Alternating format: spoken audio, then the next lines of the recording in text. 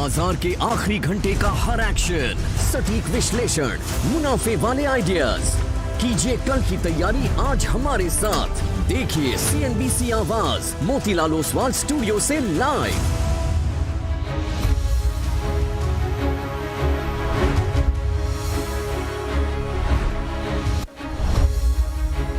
नमस्कार, CNBC आवाज Motilal Oswal studio में आप सभी का स्वागत है। क्या ही कहें, एक टिपिकल ट्यूसडे का दिन मार्केट के लिए, लेकिन एक अच्छी चीज़ है आज। Shreya Veeru, first of all good afternoon. Good afternoon. और अच्छी बात यह है कि ब्रॉडर मार्केट में आज अच्छी रैली लौटी है। हम बात भी कर रहे थे कि मार्केट के ब्रॉडर मार्केट पर नज़र रखिए, उसका टेस्ट है Nifty, bank Nifty, Nifty IT, सब चलता रहेगा। लेकिन पिछले 2-3 दिनों से जो ब्रॉडर मार्केट में गिरावट आ रही थी वो थमी है। एडवांस डिक्लाइन आज पूरे दिन 3:1 का काफ़ी शानदार रहा है। हाँ, दिक्कत मार्केट की जरूर निफ्टी बैंक की है। निफ्टी बैंक चलने को तैयार नहीं है, जो कि मार्केट का सबसे बड़ा पॉकेट है, और इसी वजह से निफ्टी नहीं चल पा रहा है। लेकिन एक अच्छी चीज़ यह है कि निफ्टी आईटी उसने कॉम्पनसेट किया है काफ़ी हद तक। निफ्टी आईटी आज भी, अगर आप देखें कल की अच्छी रैली के बाद, आज भी अच्छा चला है, तो उसने थोड़ा कॉम्पनसेट किया। खैर, शुरुआत करते हैं शो की हेडलाइंस के साथ। वीकली एक्सपायरी के दिन उतार चढ़ाव के बीच निफ्टी करीब 50 पॉइंट चढ़कर 23,700 के करीब बैंक निफ्टी ने बनाया दबाव। मिड कैप और आउट कैप स्मॉल कैप में जोरदार खरीदी के साथ आउट परफॉर्मेंस। इंडिया विक्स करीब 6% फिसला। आज के बिग स्टॉक स्पॉटलाइट और चार्ज बड़ी पड़े सटीक। यूएस कोर्ट में आपराधिक आरोप खारिज होने से अडानी एंटरप्राइजेस और अडानी ग्रीन में करीब 2% की तेजी। वहीं अच्छे रिजल्ट्स और पेट्रोल डीजल के दाम बढ़ने से आईयूसी में जोश कायम, लेकिन कमजोर नतीजों से एस्टेल 6% रुका। बना वायदा का टॉप लूजर वोडाफोन में भी करीब 6% का उछाल। साथ ही मजबूत चार्ज के दम पर पीवी फिनटेक, दिवीज लैब्स में खरीदारी कायम। आईटी शेयरों में तूफानी तेजी, करीब 3.5% चला इंडेक्स। 4 से 6% उछले कोफोज, एलटीएम और एम्फेसिस। वहीं निफ्टी के 3 टॉप गेनर्स भी आईटी स्टॉक्स। साथ ही कैपिटल मार्केट, रियल्टी और केमिकल शेयरों में भी जोरदार तेजी। अच्छे नतीजों के बाद 10% दौड़ा पूर्वांकरा। चौथी तिमाही में घाटे से मुनाफे में आई कंपनी। साथ ही दीपक नाइट्रेट और आईजीएल में भी खरीदारी कायम। उधर कमजोर नतीजों शुरुआत के बाद त्रिवेणी टर्बाइन में शानदार रिकवरी, शेयर करीब 8% ऊपर। और नतीजों के लिहाज से कल अहम दिन। निफ्टी की 2 कंपनियां अपोलो हॉस्पिटल्स और ग्रासिम लाएंगी नंबर्स। अपोलो का रेवेन्यू 17%, मुनाफा 19% बढ़ने की उम्मीद। साथ ही जुबिलेंट फूडवर्क्स और संवर्धन मदरसन समेत वायदा की 4 कंपनियों के नंबर्स का रहेगा इंतजार। ओके, चलिए शो की शुरुआत करते हैं। अच्छा, मैंने हेडर दिया था टिपिकल एक्सपायरी डे। अब उसका जो हिंदी ट्रांसलेशन है ना, उसमें वो मज़ा नहीं है वो एकदम, लेकिन है वो एकदम टिपिकल एक्सपायरी डे जिसे होता है ना, एकदम बिल्कुल मार्केट में एक टिपिकल एक्सपायरी डे वाला एक्शन है। देखिए, आज का हाई और आज का लो देखिए, 23,647 का लो है, 23,782 का हाई है।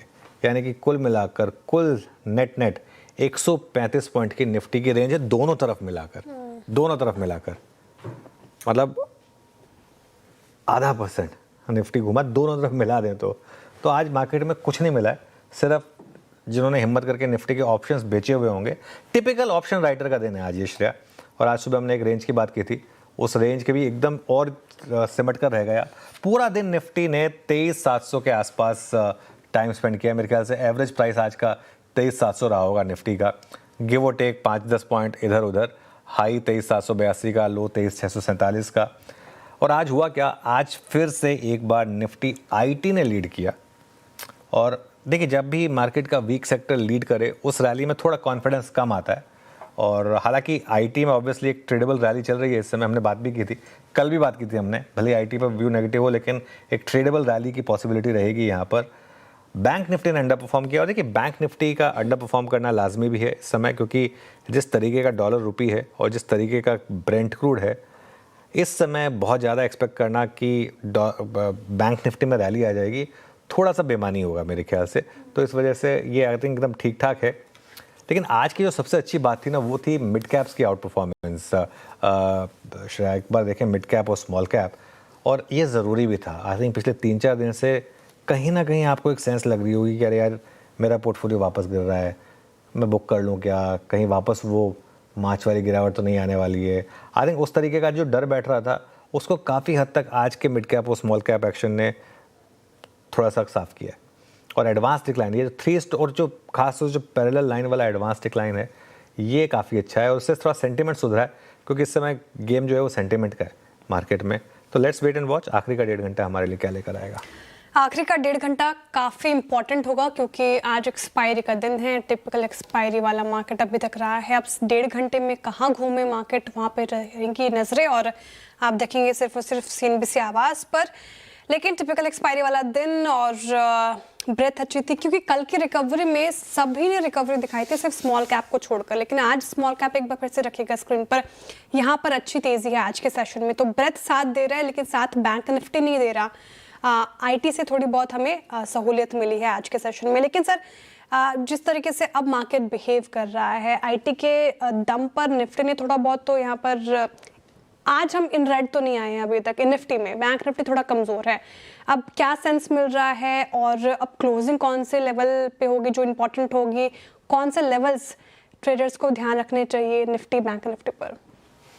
देखिए श्रेया, इस समय क्या है ना, इशू क्या है, आज का आप ट्रेड इंट्राडे मार्केट का मूव देख लीजिए, ऐसा कुछ बहुत ट्रेड नहीं मिली है। अगर आप 30-40 पॉइंट कमाने में भरोसा रखते हैं और 30-40 पॉइंट लेकर अगर आप खुश हैं तो उस तरीके की मार्केट है ये। लेकिन उसमें कुछ बहुत ज़्यादा बैंक फॉर द बक नहीं है, एक जैसे टर्म यूज़ होता है। इस मार्केट में ना ये टायरिंग मार्केट है, ये आपको थकाएगी। क्योंकि अगर आप कंपल्सिव ट्रेडर, जैसे बहुत लोग हैं ज़बरदस्ती कौन सी कॉल ले लूँ, कौन सी पुट ले लूँ, मुझे बहुत लोग हैं जो इस तरह से सवाल पूछते हैं कोई हीरो ज़ीरो है क्या, अच्छा एक अगर आपको तुक्का लगाना तो क्या होगा, ट्रेंड होगा कि नहीं होगा, इस तरीके के कई सवाल आते हैं। और मैं बस सच बताऊं तो मुझे काफ़ी हैरानी होती है कई बार, क्योंकि ज़रूरी थोड़ा है कि आपको मार्केट का हर फेज़ में ट्रेड करना है। ये इस समय एक इंडेक्स का ऐसा फेज़ रहा है जिसमें अब हमारी तो क्योंकि एक जॉब रिक्वायरमेंट है, हम रोज़ सुबह स्ट्रैटेजी देते हैं निफ्टी बैंक निफ्टी पर, ठीक है। लेकिन ज़रूरी नहीं है कि आपको रोज़ इंडेक्स में पैसा कमाना ही कमाना है। एक कोई मजदूर की दिहाड़ी तो है नहीं कि जिस दिन नहीं कमाई आपने उस दिन आपके घर में चूल्हा नहीं जलेगा, है ना, ऐसा तो है नहीं। मार्केट में बड़े ट्रेंड आते हैं मार्केट में जब, तो उन ट्रेंड्स को पकड़िए, उनमें बने रहिए। फिर इस तरीके की मार्केट में जो सिर्फ ऑप्शन राइटर के लिए बनी है, टिपिकल एक ऑप्शन राइटर के लिए बनी हुई मार्केट है, उस पर आप ज़बरदस्त दिख रहा है सामने कि ऑप्शन राइटर नहीं कमाने देगा और वो आपका लास्ट प्रीमियम भी लेके जाएगा। क्या ज़रूरत है? मैं कहता हूँ ₹2.5 का भी ऑप्शन लेने की क्या ज़रूरत है? वो ₹2.5 भी क्यों देने हैं किसी को? तो ये जो छोटे छोटे ₹2.5, ₹3, ₹5 की ट्रेड्स होती है ना, यही एडअप करती है। अगर आप साल के एंड में अपना लेजर देखेंगे, सबसे ज़्यादा लॉस आपका इनमें ही होता है, क्योंकि उस दिन आपको नहीं लगता कि ₹2.5, ₹3 से क्या हो रहा है। मैं जब से UPI आया है लोगों के थोड़े पैसे बच गए। क्योंकि क्या होता था, पहले आप लाइन में लगे होते थे, ₹77 का सामान हुआ, आपने ₹80 दिए, उसने ₹3 की टॉफ़ी पकड़ा दिया आपको। वो ऐसे टॉफ़ियाँ और टॉफ़ियों का बिजनेस बंद हो गया UPI के बाद, क्योंकि भाई 77 का बिल है, मैं 77 दूंगा, मैं 80 क्यों दूंगा?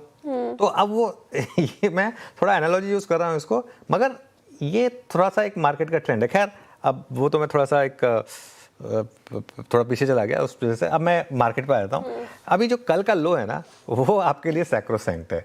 और एक चीज़, जब तक कल का लो ना टूटे तब तक मेरा मानना ये है कि एक आज मिड कैप रैली का रिजम्पशन हुआ है, एक बहुत अच्छी मिड कैप रैली का रिजम्पशन हुआ है।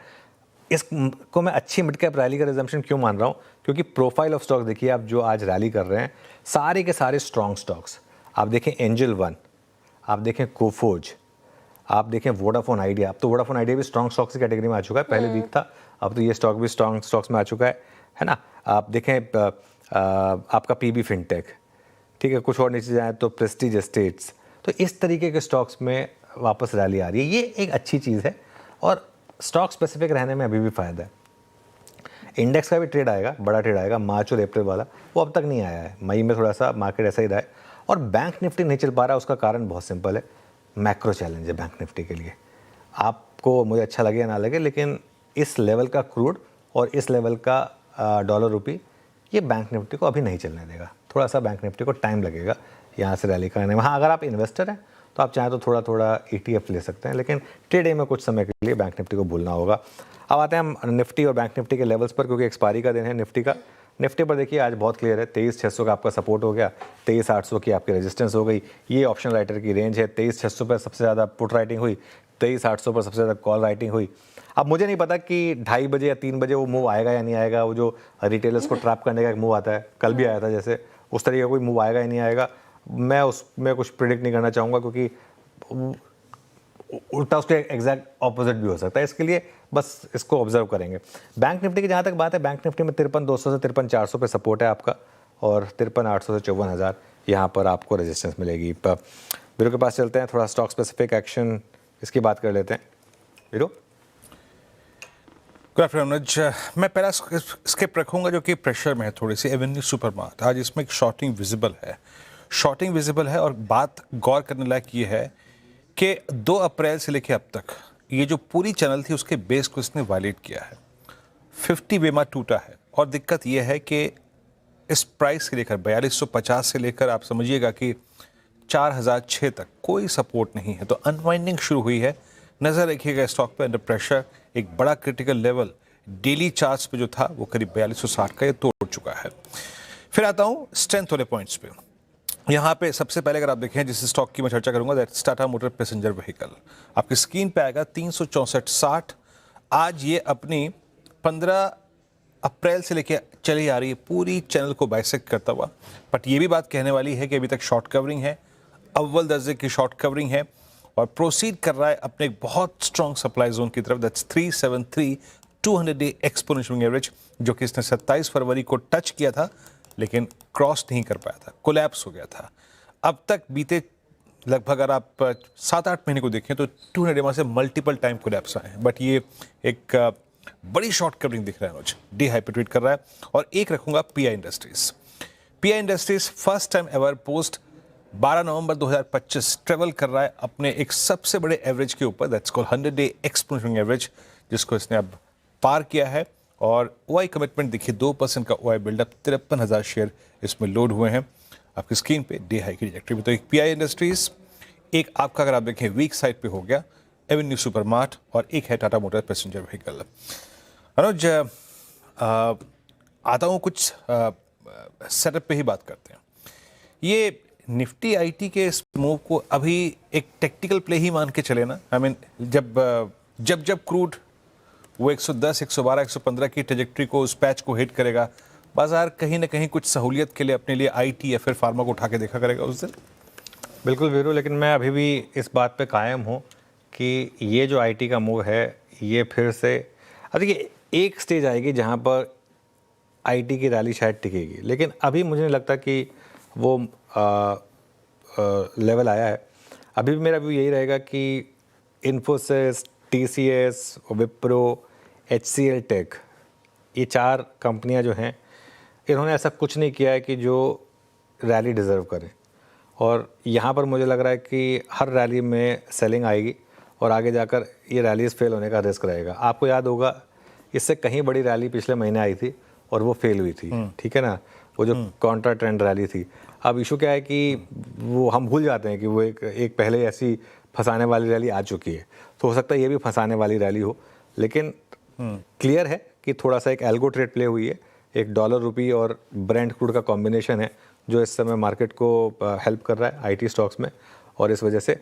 लेकिन इसमें भी एक डायकॉटमी है, जो मिड कैप आईटी है ना, वहाँ पे कुछ अभी भी अपॉर्चुनिटीज़ हैं। जैसे अब मैं आपको कोफोज का एग्जांपल देता हूँ, कुछ देर में हम बिग रफ्तार के घोड़े में भी डिस्कस करेंगे।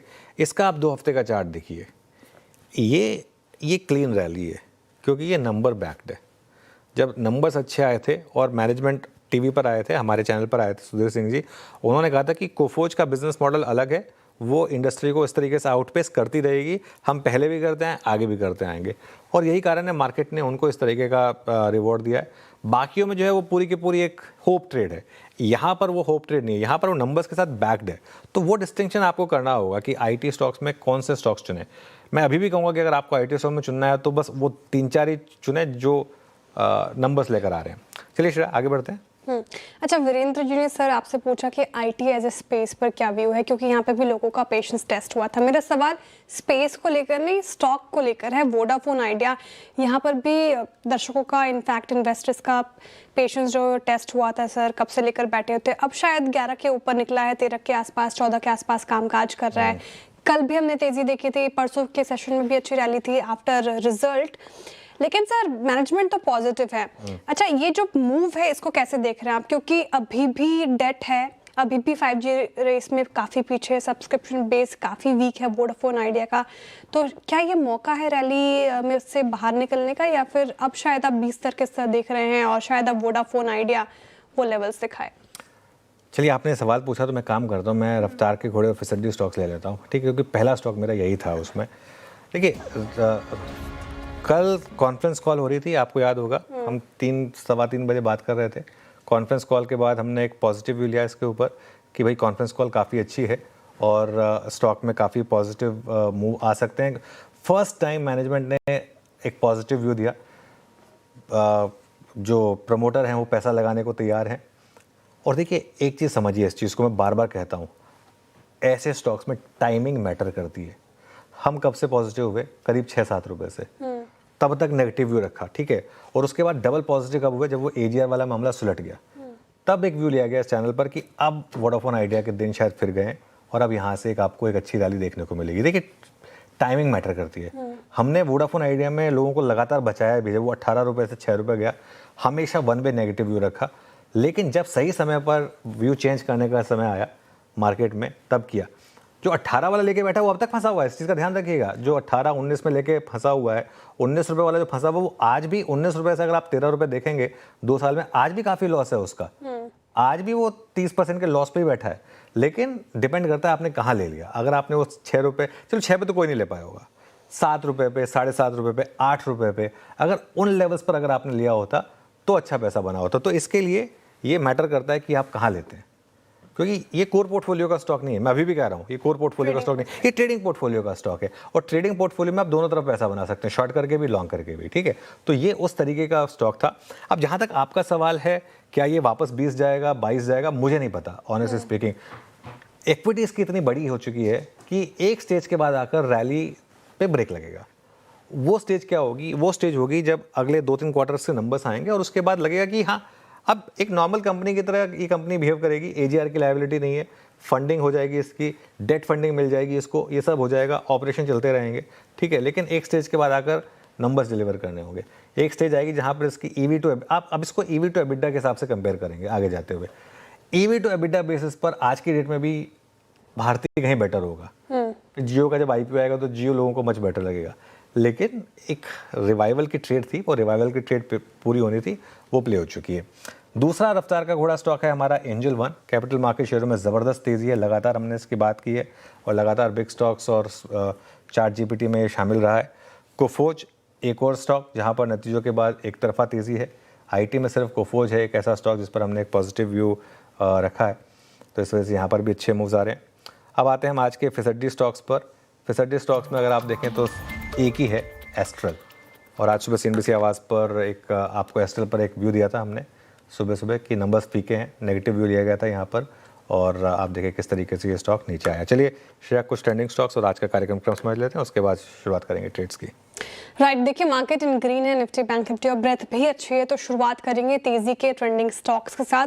कहां आज खरीदारी होती हुई नजर आई है? आपकी स्क्रीन पर पूरा IT पैक नजर आएगा आपको। इन्फोसिस 4% ज्यादा की तेजी, HCL टेक देख लीजिए 3%, टेक महिंद्रा 3.5%। तो इस कदर IT स्टॉक्स में परफॉर्मेंस रही है आज। और साथ ही ऑटो पैक से आपको टाटा मोटर्स पैसेंजर व्हीकल नजर आएगा जिसमें 3% ज्यादा की तेजी है। वायदा में देखेंगे तो कोफोर्ज, एंजल वन जैसे स्टॉक्स नजर आएंगे जहां पर अच्छी आज मूव। और कोफोर्ज तो एक समय पर 7% अप था इंट्राडे में, अभी भी 5.5% के करीब तेजी। एंजल वन वायदा का टॉप गेनर बना हुआ है, लगभग 7% अप है। वोडाफोन आइडिया कॉन कॉल के बाद सेंटिमेंट बूस्ट हुआ है, 5.5-6% की तेजी। और जुबलेंट फूड नतीजों से पहले यहाँ पर भी एक मूव देखने को मिल रहा है, लगभग 4% अप है आज के सेशन में। लेकिन बैकफुट पे कौन से स्टॉक्स थोड़ा पूरा, इनफैक्ट बैंक का माहौल खराब है तो कोटक महिंद्रा बैंक 2% नीचे है। अल्टेक्स सीमेंट आज यहाँ पे मुनाफा वसूली देखने को मिल रही है 1.5%। भारतीय एयरटेल लुढ़का आज फिर से 1.5% के करीब। और कोल इंडिया देखिए यहाँ पर भी 1% का डेंट पड़ा है। वायदा में देखिए तो आपको एस्ट्रो नजर आएगा और यहाँ पर नतीजों के बाद और साथ ही बिग स्टॉक्स में सटीक एनालिसिस हुआ था, 5.5% का डेंट। गेल लुढ़क गया 2%, एवेन्यू सुपरमार्ट से गोता लगा गया लगभग 2.25% और उनो मिंडा भी 1.5% के करीब यहाँ पर गिरावट देखने को मिल रही है नतीजों के बाद। अब आगे बढ़ते हैं और समझते हैं कि शो फ्लो होगा क्या, कार्यक्रम में क्या क्या होगा। तो फंडामेंटल राय देख ले, हमारे साथ है मार्केट समिट इंडिया के Mayuresh Joshi ji.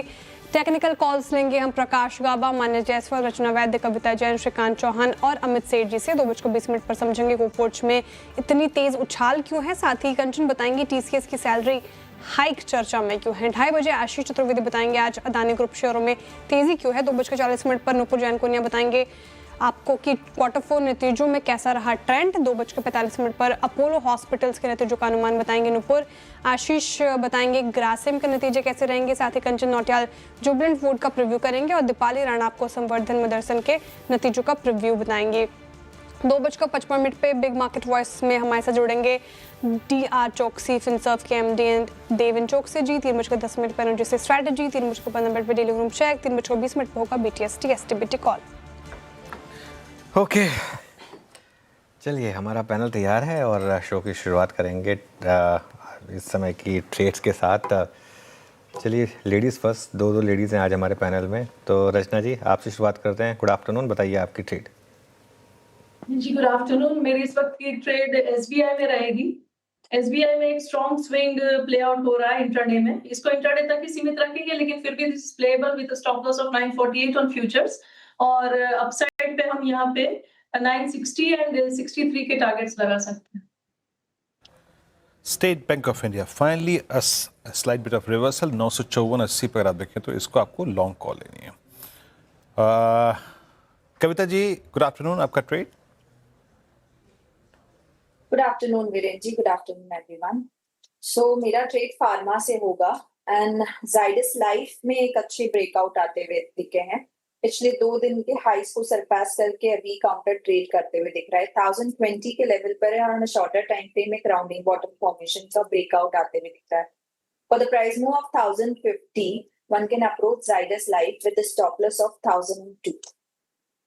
Okay, Zydus life 3% up, शानदार रैली इस पर्टिकुलर काउंटर में, डेज हाई पर है। कविता जी की पिक हो गई, खरीदारी की राय। अमित जी गुड आफ्टरनून, आपकी ट्रेड। जी good afternoon Shreya ji, good afternoon Anuj ji, Viren ji and everybody on the panel. Shreya ji मेरी पिक भी फार्मा क्षेत्र से रहेगी। मुझे ग्लेनमार्क फार्मा का चार्ट काफी अच्छा लग रहा है। यहाँ पे series of higher high high lows का स्ट्रक्चर है। रिसेंटली एक पुल बैक आया था जिसने 50 डेमा पे होल्ड किया। 2-3 दिनों का कंसोलिडेशन हुआ 10 और 20 डेमा पे और आज के सत्र में एक स्ट्रॉन्ग पुल बैक ये काउंटर जनरेट कर रहा है। लगभग 2393 का प्राइस है, इसे बाय करना है। स्टॉप लॉस रहेगा 2360 का और हमारे 2 टारगेट्स रहेंगे 2450 एंड 2475 के। ओके, अब चलते हैं गाबा सर के पास। गाबा सर गुड आफ्टरनून, बताइए आपकी trade. Good afternoon. I think मुझे जो पसंद है इस वक्त वो है वोल्टास। गर्मी बहुत है, लगता है यहाँ से एक बहुत प्रोसेस शुरू हुआ है। 2 दिन से एक तेजी दिख रहे हैं। ट्रेड करें 1309 के आसपास, 1309। स्टॉप लगेंगे 1285, मतलब 15 और 9 करीब 24 रुपए का है। टारगेट 1350 के होने चाहिए। स्पिलओवर ट्रेड कल तक के लिए हो सकता है वोल्टास। ओके, वोल्टास 1307 पे आपकी बाय कॉल। अब चलते हैं मानस के पास। मानस गुड आफ्टरनून, आपका ट्रेड। गुड आफ्टरनून वीरेन जी। तो देखिए नुवामा पे खरीदारी करने की राय रहेगी। नुवामा करेक्ट हुआ था, 22 मूविंग एवरेज पे सपोर्ट लिया। आज स्टॉक ने इंटरडे चार्ट पे रिवर्सल के साइन दिखाए हैं, 10 डे मूविंग एवरेज को रीगेन कर लिया है। तो यहाँ पर करंट लोज पे खरीदारी करने की राय रहेगी। 1449 का आपको स्टॉप लॉस लगाना है और 1535 1535 के टारगेट सेट करने हैं। ये कैश लेवल्स हैं। चाहे तो 1480 का 1480 वाला कॉल ऑप्शन ले सकते हैं। 34 रुपए के आसपास ट्रेड हो रहा है। 24 रुपीज का आप स्टॉप लॉस लगा लें और 60 रुपए 60 रुपीज के टारगेट सेट कर लें। ओके, नुवामा वेल्थ पसंद आ रहा है मानस जी को। खरीदारी के राय इन स्तरों पर। टेक्निकल कॉल्स पूरे हो गए हैं, लेकिन आपका इन्वेस्टमेंट आइडिया क्या हो ये समझ लेते हैं मयूरेश जी से। मयूरेश जी गुड आफ्टरनून, स्वागत है आपका कार्यक्रम में। बताइए इस मार्केट में कौन सा स्टॉक पसंद आ रहा है आपको। Afternoon Shreya ji, afternoon Veeru ji, afternoon Anuj ji and afternoon to everyone on the panel. तो हमें लगता है आई थिंक फार्मा और स्पेशलिटी केमिकल, ये 2 सेगमेंट्स आई थिंक अभी भी रिलेटिव स्ट्रेंथ के हिसाब से और अर्निंग्स के हिसाब से ऊपर के आ रहे हैं। जहां हम रेटिंग रैंकिंग देखते हैं, they are probably remaining on top of the rank as we speak. तो विद इन फार्मा हमें लगता है इप्का लैब्स ये हमारे वॉच लिस्ट पे है। जो नंबर्स अब तक आए हैं, मुझे लगता है I think encouraging set of numbers हैं। जो पाइपलाइन ऑफ प्रोडक्ट्स हैं ये काफी एनकरेजिंग है और इसलिए मुझे लगता है, आई थिंक जो एबिटा मार्जिन्स हो सकते हैं अबाउट 25% कंसिस्टेंटली ये कंपनी पोस्ट कर सकती है, अलॉन्ग विथ न्यू लॉन्चेस जो रेवेन्यू विजिबिलिटी दे सकते हैं। सिमिलर वेब में स्पेशलिटी केमिकल्स एक डार्क हॉर्स हो सकता है for the sector of the year is what we feel. अगर ये रेजोल्यूशन वॉर का हो गया तो कहीं ना कहीं आई थिंक जो डिमांड डायनेमिक्स है that should favor this sector as a whole। और इसलिए अनुपम रसायन is one stock from the specialty chemical जो हमारे वॉच लिस्ट पे है, like Ipca labs as well. हमें लगता है margin improvement as well as product profile and product mix ये राइट डायरेक्शन में रहेंगे। मुझे लगता है फार्मा एंड स्पेशलिटी केमिकल शायद अर्निंग्स के हिसाब से ठीक ठाक सेक्टर। फार्मा और स्पेशलिटी केमिकल्स ये पसंद आ रहे हैं। अनुपम रसायन स्पेशल केमिकल के स्पेस से और इप्का लैब फार्मा स्पेस से पसंद आ रहा है मेरेश जी को, जहाँ पर नजर रहेंगी। टेक्निकल कॉल्स हो गए हैं, इन्वेस्टमेंट आइडिया ले लिया हमने, एक रिकैप रचना जी ने शुरुआत किया और उन्होंने दिया SBI, यहाँ पर खरीदारी की राय 960 963 का टारगेट देख रही है वो, 948 का स्टॉप लॉस लगाइए। कविता जी कह रहे हैं कि जाइडस लाइफ में अच्छे मूव्स बन रहे हैं तो यहाँ पर खरीद कर पैसे बनेंगे, 1050 का टारगेट है, 1002 का स्टॉप लॉस लगाना है। अमित जी कह रहे हैं कि फार्मा स्पेस से ग्लेनमार्क फार्मा भा रहा है तो यहाँ पर खरीदारी करें और सारे ही जो कॉल्स है वो बाय साइड की तरफ ही हैं। 2450 2571 के टारगेट आए हैं, 2360 का स्टॉप लॉस लगाना है। गाबसर वोल्टास चुन रहे हैं, शुरुआत से ही आज मूव था लेकिन और सेकंड हाफ में देखें तो तेजी बढ़ती हुई नजर आई है। 1350 के टारगेट के लिए चेज कीजिए, 1285 का स्टॉप लॉस। मानस जी कह रहे हैं कि नोवामा वेल्थ के साथ जाएंगे, यहाँ पर भी खरीदारी की राय जाहिर तौर से। 1535 की टारगेट है, 1449 का स्टॉप लॉस लगाना है। और आखिर में इन्वेस्टमेंट आइडिया में 2 स्टॉक्स बताया गया है, अनुपम रसायन और इप्का लैब्स, जो आप रख सकते हैं रडार पर। अच्छा, स्टॉक स्पेसिफिक मूव्स रहे इस मार्केट में। निफ्टी 70 अंक ऊपर है, बैंक निफ्टी 57 अंक ऊपर, लेकिन सर स्टॉक स्पेसिफिक आइडियाज है मार्केट में। एंजल वन देखिए सर आज फायदा का टॉप गेनर बना हुआ है। BSE की MCX की सुबह चर्चा हो रही थी, अभी नोवामा वेल्थ चुना है मानस जी ने अपने पिक में। तो capital markets as a space, इनमें से आवाज़ ने सबसे पहले पकड़ा ये थी और अभी भी यहाँ पर पैसे बन रहे। तो कैपिटल मार्केट स्पेस की काफ़ी दिनों से चर्चा नहीं हुई है, बहुत सारे स्पेसेस की हम लगातार बात कर रहे थे। यहाँ पर सर अभी क्या राय बन रही है और अगर स्टॉक स्पेसिफिक हो पाए आप तो कौन से स्टॉक्स यहाँ पर भा रहे हैं आपको? देखिए कैपिटल मार्केट एक कंपाउंडिंग थीम रही है, ये आज की थीम थोड़ी ना है। आप इसका 3 साल का चार्ट उठा के देख लीजिए, ये जो कंपाउंडिंग थीम्स होती है ना उसमें खरीदने का बेस्ट समय आता है जब बड़ी करेक्शन आए, और 2 बड़ी करेक्शन आई हैं इस स्पेस में। यहाँ पर भी स्टॉक्स 30% गिरे, जब वीकली एक्सपायरी खत्म हुई थी स्टॉक 30 40% गिरे थे। उस समय सबने कहा था कि बिजनेस मॉडल ख़त्म हो गया, अब कहाँ से नंबर्स आएंगे, और वो हुआ भी। 1 क्वार्टर के लिए पीक अर्निंग्स रही। एंजल आज तक अपने ऑल टाइम हाई पे नहीं आया है, BSE आ गया है, एंजल नहीं आ पाया है अभी तक, और जो उसका ऑल टाइम हाई था, लेकिन इवेंचुअली वो भी आएगा। अब अगेन टाइमिंग मैटर करती है। अगर आपने ये वो 2023 में लिया था तब 3 साल में अभी भी पैसा नहीं बना है, लेकिन आपने उस करेक्शन में ले लिया तो वहाँ से पैसा डबल हो गया। BSE में तो आपने खैर किसी भी लेवल पे लिया, कहीं भी लिया हो पैसा बना है। वो तो एक इस तरीके का, वो तो once in a blue moon kind of stock रहा है BSE का, जो जिसने इस तरीके का पैसा बना कर दिया है, और लगातार इस पर बात भी हुई है BSE में। वैसे मेरी नज़र ना अभी पता है किस स्टॉक पर जा रही है, SBI पर। एक बार SBI का इंटरडे लेकर आइए और SBI का चार्ट देखिए आप जरा, और एक बार SBI का थोड़ा लंबा चार्ट दिखाएंगे। ध्यान रखिएगा बीच में 18 रुपये एक्स डिविडेंड जा चुका है, तो उस चीज़ को भी आप एडजस्ट करेंगे, और वो जो रिसेंट लो था उसके हिसाब से। लेकिन जो लो रहा है करीब करीब 934 का, अब क्या ये एक पत्थर की लकीर होगी या और गिरावट आ सकती है? मयूरेश जी, अगर आपको आज लेना हो SBI, आप लेंगे क्या इस लेवल पर? तो Anuj, I think we will stagger it across, और हम ऑप्टिमिस्टिक रहेंगे ये बैंक स्टॉक के ऊपर। ऑब्वियसली आई थिंक जो नतीजे आए हैं, जो डिलीवर हुए हैं, और जो अनुमान था, थोड़े गैप्स जरूर रहे हैं, बट वी शुड अंडरस्टैंड कि जो बेस SBI काम करती है compare to a lot of other banks, हो प्राइवेट बैंक्स हो या अन्य पब्लिक सेक्टर बैंक्स हो, the base is relatively higher. दूसरी चीज ये देखनी चाहिए कि जो कासा डिटोरेशन है ये लार्जली डन एंड डस्टेड हो गया है। ऑब्वियसली आई थिंक एक जो डर का माहौल है कि अगर ये मिडिल ईस्टर्न क्राइसिस या वेस्ट एशियन क्राइसिस लंबा चला, इन्फ्लेशनरी इम्पैक्ट की वजह से क्या रेट हाइक्स होंगे, and will that have an impact in terms of advances growth and the overall banking system in general. तो मुझे लगता है आई थिंक ये आज की तारीख में एटलीस्ट थोड़े प्रीएम्प्टिव है इन टर्म्स ऑफ एक्सपेक्टेशंस। और numbers in my opinion second half में डेफिनेटली इम्प्रूव होंगे और लार्ज बेहेमत लाइक एसबीआई या हम लोग बिल्कुल चिंतित नहीं है। हमें लगता है I think the bank is on the right track. जिनके पास होल्ड करे, जिनके पास नहीं, एक स्टैगर्ड वे में लीजिए। एसबीआई पे 952.70 पे आपका आउटलुक ये। अच्छा, अब एक बार लेके आइए टाटा मोटर्स आपकी स्क्रीन पे 363.90। देखिए, कहने को ये ऑटो है, बट अगर आप ऑटो से भी थोड़ा सा इसको हल्का सा डिफरेंशिएट करके देखें, it's a classical, I mean cyclical stock. Classical, आप इसके चार्ट्स को रीड कीजिए, मल्टी ईयर, मल्टी मंथ, आपको चीज़ नज़र आएगी। कविता जी, आपकी राय क्या है? क्या इस बार फाइनली, आई मीन अच्छे नंबर्स के बाद आपको लग रहा है कि ये 373, 375 के क्लस्टर को काटने की तैयारी कर रहा है? ये वो एवरेज है जिसको ये अब तक, मतलब मई 25 से लेके अब तक, मतलब frankly speaking in last 52 weeks नहीं बाइसेक्ट कर पाया। लेकिन इस बार की वॉल्यूम्स, इसका फ्लैग, इसका 200 EMA, इसके 100 EMA की प्लेसमेंट, क्या कह रही है आप? Yes, so rightly said, a day before yesterday भी अगर आप देखें बहुत अच्छे वॉल्यूम के साथ स्टॉक परफॉर्म किया था, about to cross its 100 EMA। Positioning देखते हुए और RSI की पोजिशनिंग देखते हुए लगता है ये सरपास होना चाहिए। वंस ये 100 EMA को सरपास करता है जो कि 368 के लेवल है, तो 368, 370 के ऊपर अगर सक्सेसफुली काउंटर निकलता है तो अपसाइड में मुझे लगता है शॉर्ट टर्म पोजिशनली अगर देखें या स्विंग के लिहाज से देखें तो 390 का प्रोजेक्शन बनता है, जबकि आपका साइड 420 to 430 तक काउंटर इन मीडियम टर्म जाता हुआ दिख सकता है। तो पोजिशनिंग की जा सकती है वंस ये 100 EMA को सरपास करे 350 के स्टॉप लॉस के साथ। Okay, Tata Motors passenger vehicle. Meanwhile एक बार टाटा टेक भी दिखाइएगा, क्योंकि आपको याद होगा जब आईटी के अच्छे नंबर्स की हमने बात की थी उसमें दो स्टैंड आउट थे, एक था आपका कुफोज और दूसरा था टाटा टेक।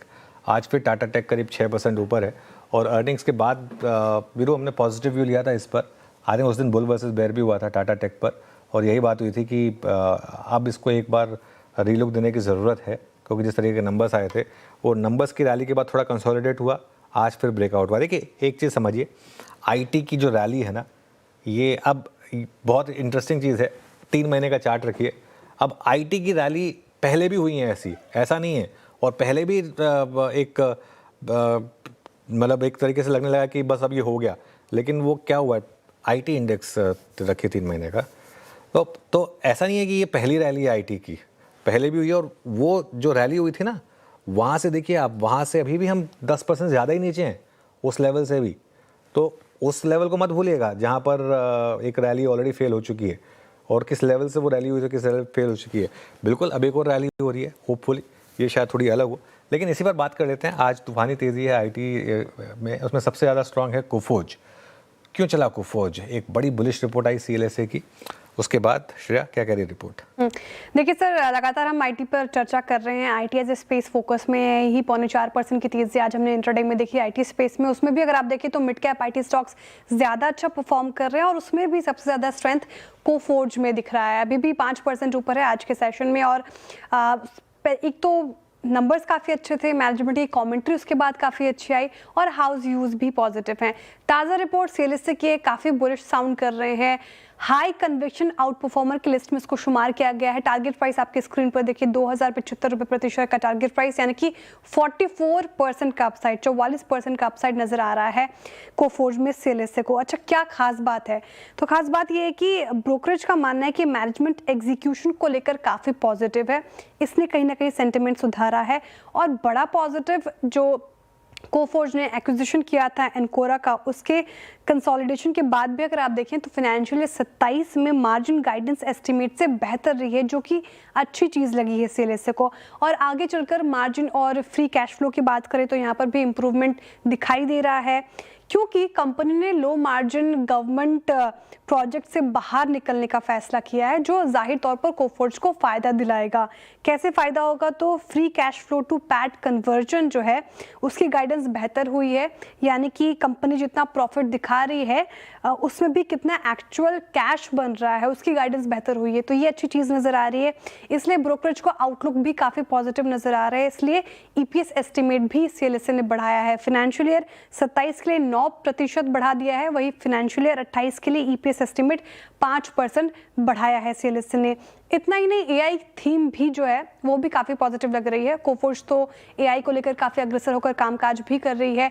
साथ ही उनका मानना है कि AI का बड़ा बेनिफिशियरी कोफोर्ज होगा, तो यहाँ पर ये एक पॉजिटिव चीज़ हो जाती है। तो स्ट्रॉन्ग ऑर्डर बुक, रेवेन्यू पर एम्प्लॉय बेहतर होना, साथ ही एबिट मार्जिन एक्सपेंशन भी होना, ये तमाम चीज़ें कोफोर्ज को पसंदीदा स्टॉक बना रहा है मिड कैप IT स्पेस में। तो कोफोर्ज पर ये बुलिश रिपोर्ट आज 5% अप है, इंट्राडे में 7% की तेजी हमने देखी है और 12 महीने में 44% का अपसाइड पोटेंशियल CLSA देख रहे हैं।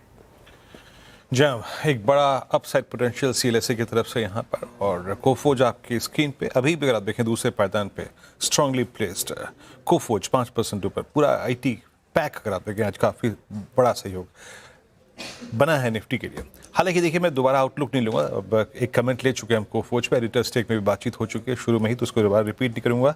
श्रेया, इस रिपोर्ट का उल्लेख करने के लिए शुक्रिया आपका। मीनवाइल सुबह मैं एक स्टॉक पिक कर रहा था और मैं अभी देख रहा हूँ स्क्रीन पे कि फार्मा में एक स्विंग आ रहे हैं।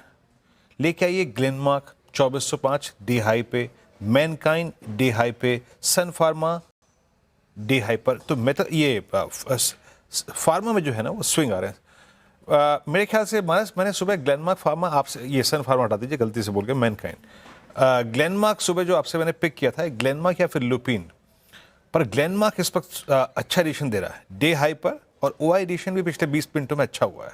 आपका टेक क्या है? और ये फॉलिंग चैनल जो थी वो बाइसेक्ट हो रही है, और आप क्या पोटेंशियल है मई अर्ली जो स्विंग हाई थी उसको रिविजिट करने के? बिल्कुल, देखिए अब अगर एक टारगेट सेट करने हो तो जो रीसेंट हाई 2475 का है वही आपको टारगेट सेट करके चलने हैं। तो 75 रुपए की रैली यहां से देखने को मिल सकती है। एक ट्रेडिंग कॉल अभी भी ले सकते हैं, करंट लेवल्स पे खरीदारी करें, 2379 के नीचे स्टॉप लॉस लगा लें। चलिए एक काम करते हैं, टॉप कैश कॉल्स ले लेते हैं। कैश कॉल्स लेंगे हम गाबा सर से, कविता जी से, अमित जी से। अमित जी बताइए आपकी कैश कॉल। जी अनुज जी, इस समय मैं सुमितोमो केमिकल्स के साथ जाऊंगा। सुमितोमो केमिकल्स में एक हमने स्ट्रॉन्ग रैली देखी थी जिसमें 200 डेमा रिगेन हुआ था, उसके बाद पुल बैक आया और कॉन्फ्रेंस ऑफ मूविंग एवरेजेस से हम वापस एक पुल बैक हम देख रहे हैं। आज के सत्र में वॉल्यूम्स काफी डिसेंट है, पिछले 9-10 दिनों के वॉल्यूम्स को ऑलरेडी क्रॉस कर लिया है, तो इसे बाय करना है। स्टॉप लॉस रहेगा 455 का, टारगेट्स रहेंगे 500 रुपीज के। जी की पिक हो गई Sumitomo chemical. Kavita ji cash में आप क्या देख रही हैं? श्रेया एक कंडीशनल बाय होगा, मुझे लग रहा है ग्रो का चार्ट अगर आप देखें 190 के लेवल को अगर ये सरपास करता है तो यहाँ अच्छा मूव एक्सटेंड होता हुआ दिख सकता है। For the price move of 194-95 counter move करते हुए दिख सकता है। इनकेस मौजूदा भाव से अगर आप बाय करते हैं तो 184 के स्टॉप लॉस के साथ इसे अप्रोच करें। ओके, ग्रो 187 पे आपका बाय कॉल। और अब चलते हैं प्रकाश सर के पास कैश कॉल के लिए। प्रकाश सर क्या पिक कर रहे हैं आप? मेरे ध्यान पर है Veeru, Borosil renewable energy trade कर रहा है 528 के आसपास, स्टॉप लगाएंगे करीब 519 का और टारगेट होगा 550। बोरोसिल रिन्यूएबल ये पसंद आ रहा है गाबा सर को कैश में। तो हमने कैश में 3 स्टॉक्स डिस्कस किए। Sumitomo chemical grow conditional buy है, 190 ब्रीच करता है तभी खरीदारी करने का सोचे, और साथ ही गाबा सर के पिक आती हुई हमें नजर आई आज के सेशन में। अच्छा, बोरोसिल रिन्यूएबल चर्चा हो रही थी IT पैक की, और IT सेक्टर पर ही बने रहते हैं क्योंकि TCS में सैलरी बढ़ोतरी का ऐलान हो गया है, और जब से ऐलान हुआ है तब से चर्चा का विषय बना हुआ है। दरअसल TCS ने इस बार सैलरी कम बढ़ाई है। क्या है पूरी खबर, पूरी डिटेल समझते हैं कंचन से। कंचन, गुड आफ्टरनून, बताइए TCS में सैलरी कम बढ़ी है क्या? जी, पूरे 1 साल से जो एम्प्लॉयज़ इंतज़ार कर रहे थे सैलरी हाइक का, तो फाइनली जो खत है वो आ गया है, लेकिन जो उम्मीद थी खत से वो आती हुई नहीं दिखाई दी है। जो एक्सपेक्टेशन एम्प्लॉयज़ लगा के बैठे थे वहाँ से हमें कम जो सैलरी हाइक है वो होता हुआ दिखाई दिया है। ऑन एन एवरेज देखा जाए तो यहाँ पे TCS ने 4 से 7% का जो हाइक है वो किया है, यानी कि पिछले साल से अगर इसे हम कंपेयर करेंगे तो ये कम निकल के आया है। पिछले साल अगर हम देखें तो वहाँ पे 5 to 8% का जो सैलरी हाइक है वो होता हुआ दिखाई दिया था। अब ये सैलरी हाइक सबके लिए सेम नहीं है, इसको भी बैंड वाइज जो है वो सेपरेट किया गया है। मैं बैंड आपको दिखाती हूँ। जो A+ में है उनका 10% एवरेज हमें हाइक होता हुआ देखने को मिल सकता है, A में 7%, B में 3% और C की बात करी जाए तो यहाँ पे ऑलमोस्ट हमें कोई हाइक होता हुआ नहीं दिखाई दे रहा है। इनफैक्ट ये भी बोला जा रहा है कि जो इस टाइम पे ऐसे एम्प्लॉयज़ हैं जो अंडर परफॉर्मेंस के घेरे में आए हैं तो उनको भी वहाँ से कट ऑफ करा जा सकता है। इसके अलावा अगर हम पूरे ही जो ये हाइक है सैलरी का उसकी साइकिल को देखें तो काफ़ी ज़्यादा हमें गड़बड़ाती हुई दिखाई दी है। पिछले कुछ सालों का डेटा जो है वो कंपाइल किया है, TCS ने लास्ट किया था सितंबर 2025 में, उससे पहले अप्रैल में हुआ था। अब वापस से ये साइकिल जो है अप्रैल में थोड़ी ठीक होती हुई दिखाई दी है। विप्रो ने दिसंबर 2023, फिर सितंबर 2024 और मार्च 2026। इन्फोसिस ने तो इस साल अभी तक कोई भी सैलरी हाइक की बात कही ही नहीं है। इसके अलावा काफ़ी सारे कंसर्न्स जो है IT सेक्टर में हमें मंडराते हुए दिखाई दे रहे हैं। सबसे पहला कंसर्न तो जो मार्केट के एनालिस्ट ये मान के चल रहे हैं कि जो AI है उससे डिफ्लेशन आती हुई दिखाई दे सकती है, कंपनी के मार्जिन यहाँ पे प्रेशर में आ सकते हैं। यही नहीं, प्रॉफिटेबिलिटी पे भी एक बड़ा डेंट जो है वो हमें देखने को मिल सकता है। इसके अलावा मैं एक रिपोर्ट पढ़ रही थी, उसमें ये बोला गया है कि जो भी इस टाइम पे लोग AI मशीन लर्निंग का कोर्स कर रहे हैं कि उनके हम देख रहे हैं कि 50 to 60% का जो जंप है हायरिंग में वो देखने को मिला है। तो AI इस टाइम पे काफी बड़ा संकट है जिसने IT सेक्टर की जो सैलरी हाइक है वहां पे भी डेंट लगा दिया। चलिए कंचन, बहुत बहुत शुक्रिया। बाकी इस बात को यहीं दबा देते हैं। TCS ने 4 से 7% तो किया, जैसे कंचन कह रही थी कि इन्फोसिस तो भी बात छेड़ने को भी राजी नहीं है। आगे निकलते हैं। कोटक सिक्योरिटी से हमारे साथ श्रीकांत चौहान मौजूद हैं। श्रीकांत, गुड आफ्टरनून, कार्यक्रम में स्वागत है आपका। क्या पिक कर रहे हैं आप इस वक्त? ट्रेड क्या रहेगा आपका? Good afternoon Virendra, good afternoon everyone. तो देखिए, मुझे लग रहा है कि इन लेवल्स पे वैसे BHEL ये एक स्टॉक हमें अच्छा लग रहा है, भारत हेवी इलेक्ट्रिकल्स। यहाँ पे जो टेक्निकल पैटर्न बना है वो एक करेक्शन के बाद रिकवरी का पैटर्न बना है और लगता है कि ये रिकवरी वापस से इस स्टॉक को अपने प्रीवियस हाई 418 के ऊपर क्रॉस कराते हुए एक बार 430 रुपए तक भी लेके जा सकती है। तो करंट लेवल्स पे 402 403 में BHEL को खरीदना चाहिए। स्टॉप लॉस हमें रखना है 394 का, थोड़ा सा 395 के नीचे अगर रखेंगे तो बेटर है, पर 394 के स्टॉप लॉस के साथ 402 403 में BHEL को खरीदें। ओके, BHEL ये हो गए श्रीकांत जी के पिक। अब ले लेते हैं धमाकेदार ऑप्शंस। मानस जी हैं, अमित जी हैं, रचना जी हैं, तो धमाकेदार ऑप्शंस का समय आया। स्टिंग प्ले करें और रचना जी आप शुरुआत करें धमाकेदार ऑप्शंस की। जी, मेरी तरफ से टोरेंट फार्मा रहेगा। टोरेंट फार्मा में हम सी बाय करेंगे 4500 का, जो कि करीब करीब 80 के आसपास है। यहाँ पे आइडियली डिलीवरी भी लेनी चाहिए। एज ए डिस्क्लोजर ये मेरे क्लाइंट्स के पास भी हो सकता है। यहाँ पे आप अगर 60 पे एसएल लगा के बाय कर सकते हैं, can hold on for tomorrow, तो देयर आर गुड चांसेस कि आप 120 और 140 दोनों के टारगेट दिख सकते हैं। ओके, टोरेंट फार्मा का कॉल लेना है आपको। रचना जी की पिक हो गई। मानस जी, आप क्या देख रहे हो ऑप्शंस में? देखिए, ऑप्शन में जुबिलेंट फूड के ऑप्शन में खरीदारी करनी है, जहां पर स्टॉक ने हायर टॉप्स हायर बॉटम्स का कंफर्मेशन दिया और एक ही दिन में 10, 20 और 50 मूविंग एवरेज को रिगेन कर लिया। तो जुबिलेंट फूड का 475 का कॉल ऑप्शन 14 रुपीज 60 पैसे ट्रेड हो रहा है। 11 रुपए के स्टॉप लॉस से 22 रुपए के टारगेट के लिए इस ऑप्शन में खरीदारी किया सकती है। जुबिलेंट फूड्स 476 ट्रेड करता हुआ 75 की कॉल पिक करनी है। अमित जी, आपका ट्रेड क्या रहेगा? वीरेंद्र जी, डीवीज लैब के साथ जाना चाहूंगा। यहाँ पे स्ट्रक्चर पॉजिटिव, एक अच्छा पुलबैक स्टॉक जनरेट कर रहा है। 6900 का कॉल ऑप्शन ट्रेड कर रहा है 127 रुपीज पे। इसे बाय करना है। स्टॉप लॉस रखेंगे 100 रुपीज का और टारगेट्स रहेंगे 180 के। ओके, दिवीज लैब, तो जैसे कि हम बात कर रहे थे कि फार्मा में अच्छे मूव आ रहे हैं, तो दिवीज लैब भी उस कड़ी में जुड़ गया। मीनवाइल अभी कविता जी ने ग्रो को दिया, सारे ब्रोकिंग स्टॉक्स में अच्छा मूव आ रहा है। हमने CDSL को देखिए, मतलब इसी सेगमेंट के अंतर्गत करीब 2.5% ऊपर है, बट एंजल वन ग्रेजुअली धीरे धीरे अगर आप देखें तो अब एक बड़ा काम कर रहा है और ये अब अपनी मल्टी मंथ जो चैनल है, चैनल को मैं डिफाइन करूंगा फरवरी 24 से लेके अब तक की जो पूरी चैनल है with strong set of numbers, उसको क्रॉस करने की तैयारी करता हुआ। ये आपका इस पर व्यू क्या रहेगा Amit? Angel one day high पे 326 और ये जो मल्टी मंथ चैनल बाइसेक्ट हो रही है उसका प्रोजेक्शन क्या है? अगर थोड़ा सा पेशेंस से रहकर चेज करना हो एंजल वन को तो वीरेन जी, काफी स्ट्रॉन्ग पुल बैक जनरेट हो रहा है 10 और 20 डेमा से। इनफैक्ट एक अंडरकट के बाद ये पुल बैक आ रहा है। वॉल्यूम्स काफी स्ट्रॉन्ग हैं, पिछले 7-8 दिनों के वॉल्यूम्स ऑलरेडी क्रॉस हो चुके हैं। तो मुझे लगता है यहाँ पे एक बार अगर 335 क्रॉस होता है तो 350 तक के टारगेट्स ओपन होते हैं। पोजीशन इन लेवल्स में भी बनाई जा सकती है। स्टॉप लॉस हम रखेंगे 319 रुपीज का। एंजल वन वायदा का टॉप गेनर 7.5% अप है आज के सेशन में। गजब का मूव दिया इसने आज। तो इन स्तरों पर भी आप और खरीदारी कर सकते हैं यहाँ से, और अपसाइड पोटेंशियल नजर आ रहा है। चार्ट्स पर स्ट्रेंथ है इस पर्टिकुलर काउंटर में।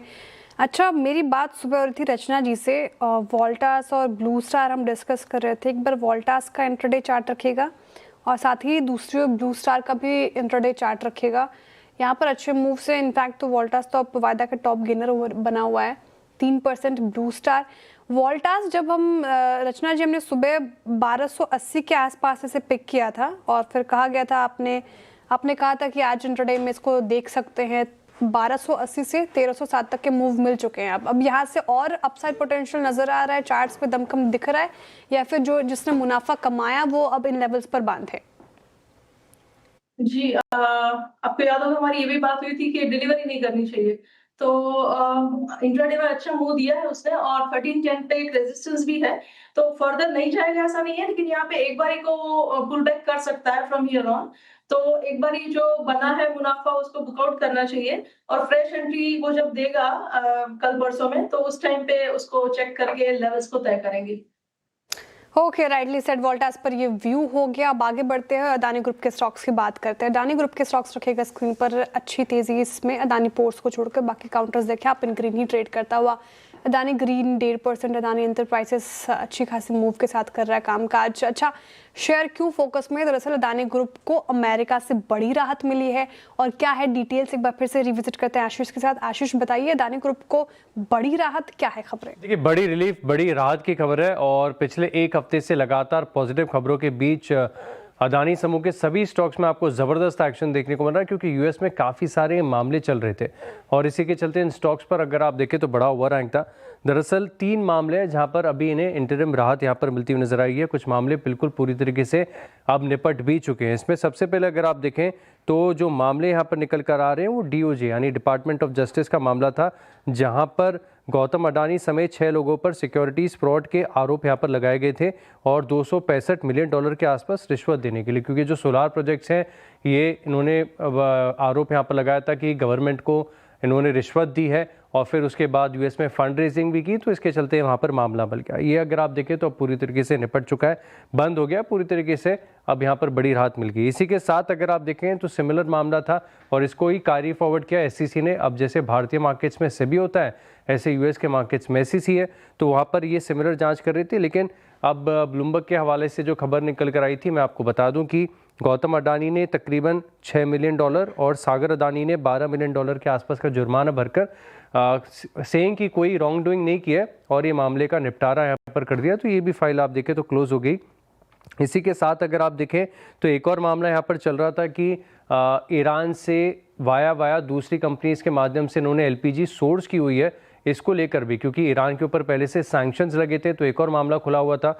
अब यहाँ पर भी आप देखें तो बताया जा रहा है कि पहले $384 मिलियन के आसपास के जुर्माने लगने की बात कर रहे थे, लेकिन अब $275 मिलियन में इस मामले का भी निपटारा हो गया। तो बहुत लंबे समय से मैटर चल रहे थे और एक के बाद एक सभी कोर्ट केसेस सेटल होना, ये अपने आप के लिए अदानी समूह के लिए बहुत बड़ी बात है, बड़ी खबर है। और इसी के चलते आप देखें तो पिछले 5 दिनों में सभी स्टॉक्स में आपको एक्शन नजर आएगा। सबसे ज़्यादा एक्शन है अदानी एंटरप्राइजेज में, जिसमें तकरीबन 13% की तेज़ी आपको पिछले 5 दिनों में देखने को मिली, और बाकी Adani ports, Adani power, green energy solution, तब भी स्टॉक्स में आप देखें तो तकरीबन 3 से लेकर 6% की अपसाइड रही है। ओके, चलिए, शुक्रिया आप आशीष। तो ये इस समय आपके लिए अदानी ग्रुप पर एक क्यों उसमें रिलीफ आया, इस पर एक बातचीत हो गई। एक बार ज़रा निफ्टी पर नज़र डालिए। देखिए, फिर वो रैली जो है वो कोलैप्स हुई, 23,650 पर आ गए हम, और अब हम मोर और लेस डे लो पर हैं इस समय। और अगर आप बैंक निफ्टी देखेंगे तो वो भी करीब 100 पॉइंट नीचे इस समय आपको ट्रेड करता हुआ दिखाई देगा। एक बार ज़रा चार्ट रखेंगे कोटक महिंद्रा बैंक का, वो कोटक बैंक का चार्ट रखिए इंट्राडे में, और कोटक बैंक में इस समय आप देखें तो बड़ी गिरावट हो रही है। डे लो पर इस समय कोटक बैंक ट्रेड कर रहा है। ये अमित जी, इस पर क्या व्यू बन रहा है कोटक महिंद्रा बैंक पर? जी अनुज जी, काफी साइडवेज काउंटर था, लेकिन आज के सत्र में थोड़ा सा यहाँ पे प्रेशर आया है, 2.5% डाउन है।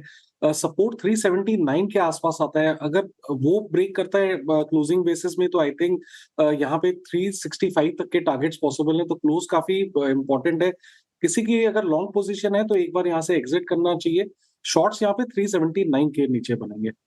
इन वाइल ये जो मार्केट में डिक्लाइन आई, ये एक सही टाइम, उसी टाइम पर आई जब डॉलर रुपये में और कमज़ोरी हुई और 9650 बेच के अब हमने डॉलर रुपये पर, जी हाँ 9650 क्रॉस कर रहे हैं डॉलर रुपये पर, और साइमल्टेनियसली अगर आप देखें तो निफ्टी में गिरावट आई 9652 का। अब इंटरडे लो इस समय आपको दिखाई देगा, और लो मतलब डॉलर के लिए हाई और रुपये के लिए लो हो जाता है वो, लेकिन चार्ट इन्वर्टेड होता है उसका, तो इस वजह से डिक्लाइन। और अब निफ्टी जो है वो 23650 तोड़ रहा है। 23650 पर काफ़ी पुट राइटिंग थी, वैसे सबसे ज़्यादा पुट राइटिंग 23600 पर थी, लेकिन एकदम से 23650 के पुट में बड़ी एकदम से मूव आई। चलिए अभी काम करते हैं, 4 का चौका का आपको सीक्वेंस बता देते हैं। मानस जी से लेंगे सस्ता ऑप्शन, फिर चलेंगे रचना जी के पास एफएनओ सुपरस्टार के लिए, चार्ट का चमत्कार के लिए श्रीकांत जी के पास, और मिड कैप फंडा के लिए चलेंगे मयूरेश जोशी जी के पास। तो मानस जी आप शुरुआत करिए सस्ता ऑप्शन। देखिए, सस्ता ऑप्शन के लिए मोतीलाल ओसवाल के ऑप्शन में खरीदारी करने की राय रहेगी। मोतीलाल ओसवाल ने करेक्शन में 20 मूविंग एवरेज पे सपोर्ट लेके 10 मूविंग एवरेज को रीगेन कर लिया है। तो at the money call option 850 वाला है जो 20 रुपए के आसपास ट्रेड हो रहा है, उसमें खरीदारी करने की राय रहेगी 14 रुपीज के स्टॉप लॉस से 30 रुपए के टारगेट के लिए। सस्ता ऑप्शन मोतीलाल ओसवाल हो गया मानस जी का। रचना जी आपका एफएनओ सुपरस्टार? जी, एफएनओ सुपरस्टार के लिए हम एबीबी को लेके जा सकते हैं फॉर शॉर्ट साइड प्ले। 6330 पे है फ्यूचर्स, हम इस पे एसएल लगा सकते हैं 6370 का, और इफ दिस वर्क्स आउट तो हमें कल तक यहाँ पे 6230 का नंबर मिलना चाहिए। ओके, एबीबी इंडिया यहाँ पे 6331 पे आपका सेल कॉल है।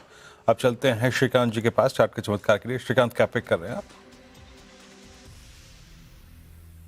बिल्कुल, तो देखिए यहाँ पे हमें लग रहा है कि टेक्नोलॉजी स्टॉक्स में एक अच्छी रिकवरी बनी है। लगभग सभी स्टॉक्स में पॉजिटिव डाइवर्जेंस फॉर्मेशन बना है और एक फॉलिंग ट्रेंड लाइन के काफी नजदीक वो आ चुके हैं। हमें लगता है कि करंट लेवल से इन्फोसिस को खरीदना चाहिए, जो 1190 1195 के करीब ट्रेड कर रहा है। यहाँ से तेजी बनती है तो ये कम से कम अपनी रिट्रेसमेंट को कंप्लीट करने की कोशिश कर सकता है, तो क्लोज टू 1300 रुपए तक के टारगेट्स नजर आते हैं। करंट लेवल से इसे खरीदे और 1150 रुपए का स्टॉप लॉस रखे, तो 40 रुपए का स्टॉप लॉस रखे, 100 रुपए 125 रुपए की अपसाइड नजर आती है। ओके, चलिए मिड कैप फंडा के लिए अब मयूरेश जी से बात करते हैं। मयूरेश जी बताइए आपका मिड कैप फंडा। रैडिको खैतान एक हमारा एडिशन रहा है स्विंग पोर्टफोलियोज में। हमें लगता है आई थिंक जो नंबर्स रहे हैं रैडिको खैतान के काफी शानदार रहे हैं। जो प्रीमियमाइजेशन स्टोरी है ये कंटिन्यू हो रही है।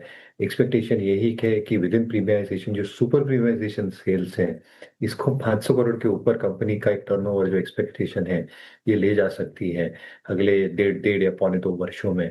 और इसीलिए मुझे लगता है आई थिंक कि जो एक्सपेक्टेशन हम बांध के रख सकते हैं in spite of input cost increases, क्योंकि अब bulk of the portfolio is now with the premium segment. जो इनपुट कॉस्ट इंक्रीजेस हैं, क्लास की कीमतें बढ़ी हैं, ईएनए प्राइसेस बढ़ी हैं, वो पास थ्रू अगर होती और हो जाएंगी तो कहीं ना कहीं इजीली अब्जॉर्ब होंगी because of the premium nature of products that it probably has. ये नए प्रोडक्ट्स भी जो इंट्रोड्यूस कर रहे हैं ये ना सिर्फ देश में बट इवन विदेशों में इसकी सराहना हो रही है। तो कहीं ना कहीं I think business model expectation in terms of volumes expected to increase, margins में आई थिंक एक stability and bottom line growth में एक अच्छी खासी बढ़त, ये हमें लगता है रैडिको खैतान शायद डिलीवर कर पाए, तो ये हमें काफी अच्छा। रैडिको खैतान मिड कैप फंडा हो गया मयूरेश जी का। शानदार रैली यहाँ पर 3.5% 4.5% की तेजी एफएमसीजी पैक से। 4 का चौका हमने ले लिया है। एक रिकैप, टारगेट और स्टॉप लॉस देख लीजिए आप। सस्ता ऑप्शन मानस जायसवाल जी ने सुझाया, मोतीलाल ओसवाल 850 की कॉल लेनी है आपको, टारगेट है 30 के, स्टॉप लॉस 14 का लगाना है। एफएनओ सुपरस्टार के लिए रचना जी को भा रहा है एबीबी इंडिया, लेकिन बिकवाली के लिए तो 6230 के टारगेट है नीचे के, 6370 का स्टॉप लॉस लगाना है। चार्ट का चमत्कार श्रीकांत जी आईटी पैक से इन्फोसिस के साथ जाना चाह रहे हैं, स्ट्रेंथ है यहाँ पर 1300 की टारगेट एक्सपेक्टेड है, 1150 का स्टॉप लॉस लगाइए। और आखिर में मिड कैप फंडा में अभी रेडी को खैतान मरीज ने सुझाया है, जो मीडियम से लॉन्ग टर्म की पर्सपेक्टिव के हिसाब से आप अपने रडार पे रख सकते हैं खरीदारी के सिलसिले इस पर्टिकुलर काउंटर में। अच्छा, Q4 के नतीजों का अब सीजन खत्म होने वाला है, लेकिन अब तक के नतीजों से इंडिया इंक का प्रदर्शन अच्छा नजर आ रहा है। नतीजों का पूरा लेखा जोखा लेकर मेरे सहयोगी नुपुर मौजूद हैं, उनसे जानेंगे कि किन किन सेक्टर में सबसे ज्यादा अर्निंग्स ग्रोथ रही और फाइनेंशियल 27 को लेकर क्या आउटलुक है, बताइए नुपुर। बिल्कुल श्रेया, ऑलमोस्ट Q4 के नतीजे आ चुके हैं, काफ़ी सारी कंपनीज यहाँ पे घोषित कर चुकी है और अगले हफ्ते जो है ये पूरा सीज़न ख़त्म होते हुए दिखेगा। रिकैप करें इस पूरे रिजल्ट सीज़न का, तो Q4 के जो नंबर्स आए इंडिया इंक के, वो काफ़ी मजबूत आते हुए दिखे। 650 कंपनियों को एनालाइज करके जो नंबर निकल के आ रहा है रेवेन्यू ग्रोथ के टर्म में, वो करीबन 14% के आसपास है और मुनाफा देखें तो 18% की ग्रोथ आपको यहाँ पर नजर आएगी। अब इसी की बड़ी बातों में सबसे पहले ऑपरेटिंग मार्जिन देखें तो यहाँ पर ये भी बढ़कर आते हुए दिखा, 30% के आसपास पहुंचता हुआ नजर आया।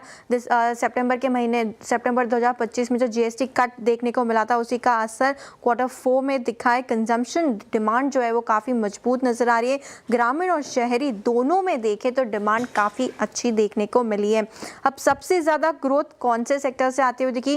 कंजम्पशन, ऑटो, फाइनेंशियल और इंफ्रा, ये चारों ऐसे सेक्टर्स थे जहाँ पे सबसे ज़्यादा ग्रोथ आती हुई नजर आई। Mid cap, small cap, large cap की बात करें तो आउट परफॉर्मेंस मिड कैप की तरफ से दिखेगी। ऑलमोस्ट 70+ % के साथ जो कंपनीज है वो यहाँ पे आउट परफॉर्मेंस मिड कैप की तरफ से। स्मॉल कैप में भी देखें तो यहाँ पे 54% कंपनीज जो ऐसी थी जहाँ पे आउट परफॉर्मेंस आती हुई दिखी, अनुमान से बेटर नतीजे थे।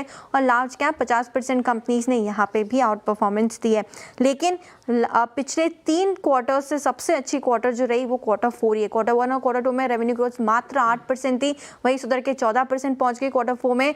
Q1 में और Q2 में करीबन 7% की प्रॉफिट ग्रोथ थी और वो सुधर के करीबन 18% पहुंचती हुई दिखी। कंजम्पशन इकोनॉमी मजबूत है। केपेक्स इंफ्रा का सेक्टर से दमदार प्रदर्शन आते हुए दिखा। सबसे ज़्यादा आउट परफॉर्मेंस अगर सेक्टर वाइज देखें तो एफएमसीजी में आपको 14% दिखेगी, ऑटो में 30%, रियल्टी 35%, फाइनेंशियल सर्विसेज 48%, रेलवे में 28% है, ई कॉमर्स 140% से ज़्यादा की ग्रोथ यहाँ पर आती हुई दिखी। पावर इक्विपमेंट में भी देखें तो करीबन 131% की ग्रोथ यहाँ पर भी है।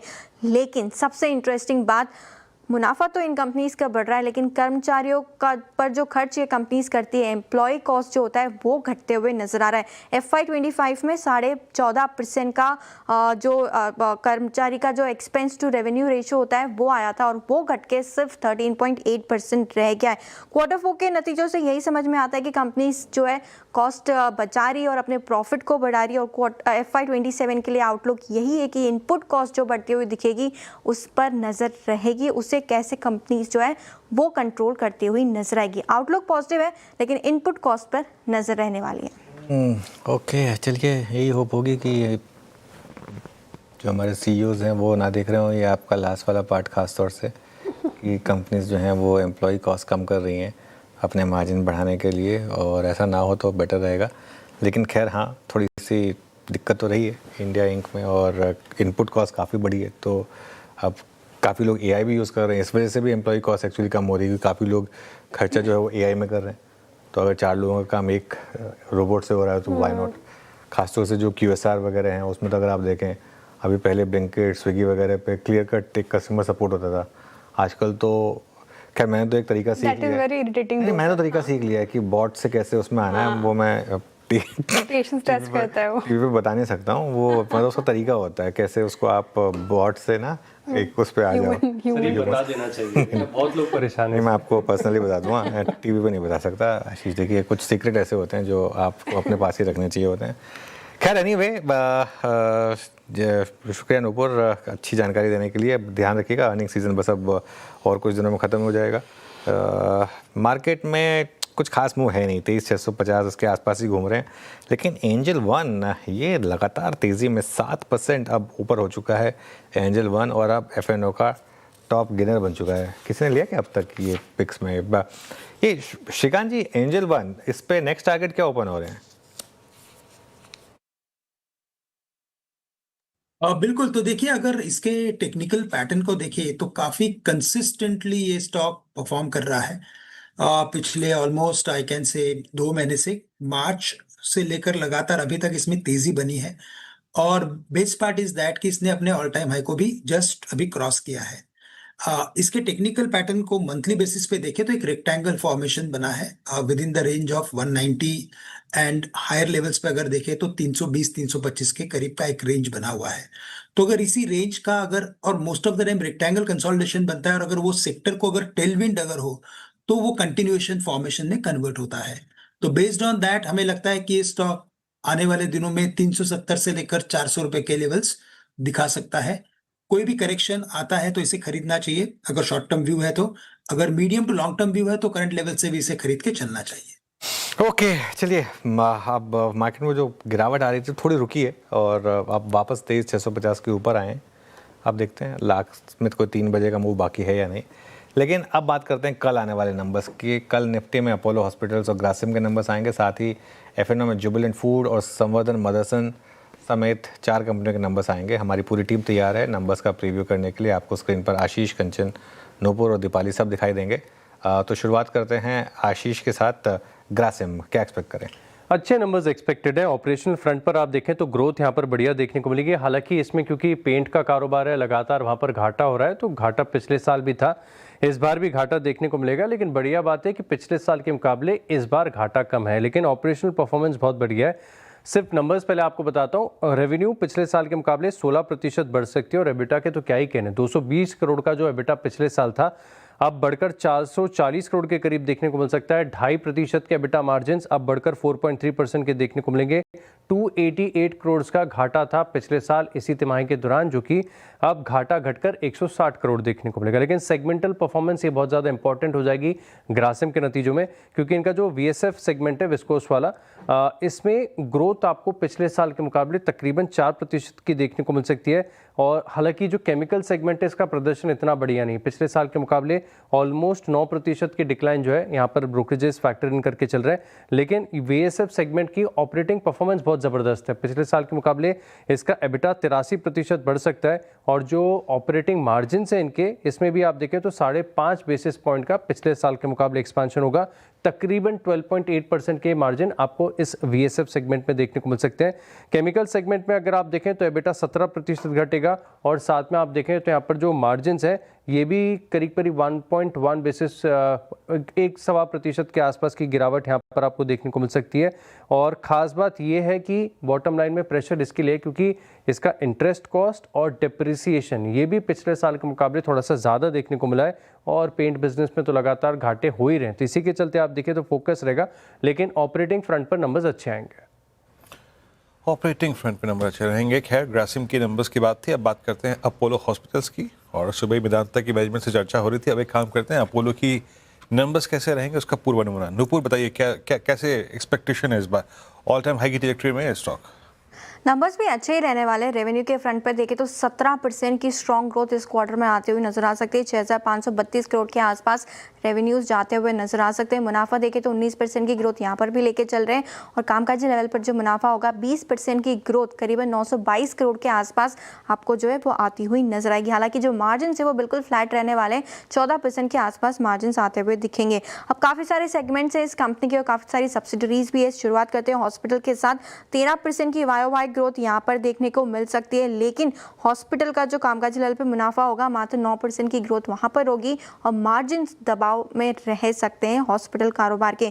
करीबन 130 बेसिस पॉइंट की कमजोरी क्वार्टर ऑन क्वार्टर आधार पर देखने को मिल सकती है। 23.5% के मार्जिन यहाँ पर देखने को मिलेंगे, जिसकी वजह से कंसोलिडेटेड मार्जिन बिल्कुल फ्लैट आने की उम्मीद है 14% के आसपास। लेकिन एवरेज जो रेवेन्यू होता है पर पेशेंट का वो करीबन 6% की ग्रोथ वहाँ पर देखने को मिल सकती है। हेल्थ को कंपनी की जो सेल्स है करीबन 21% बढ़ सकती है।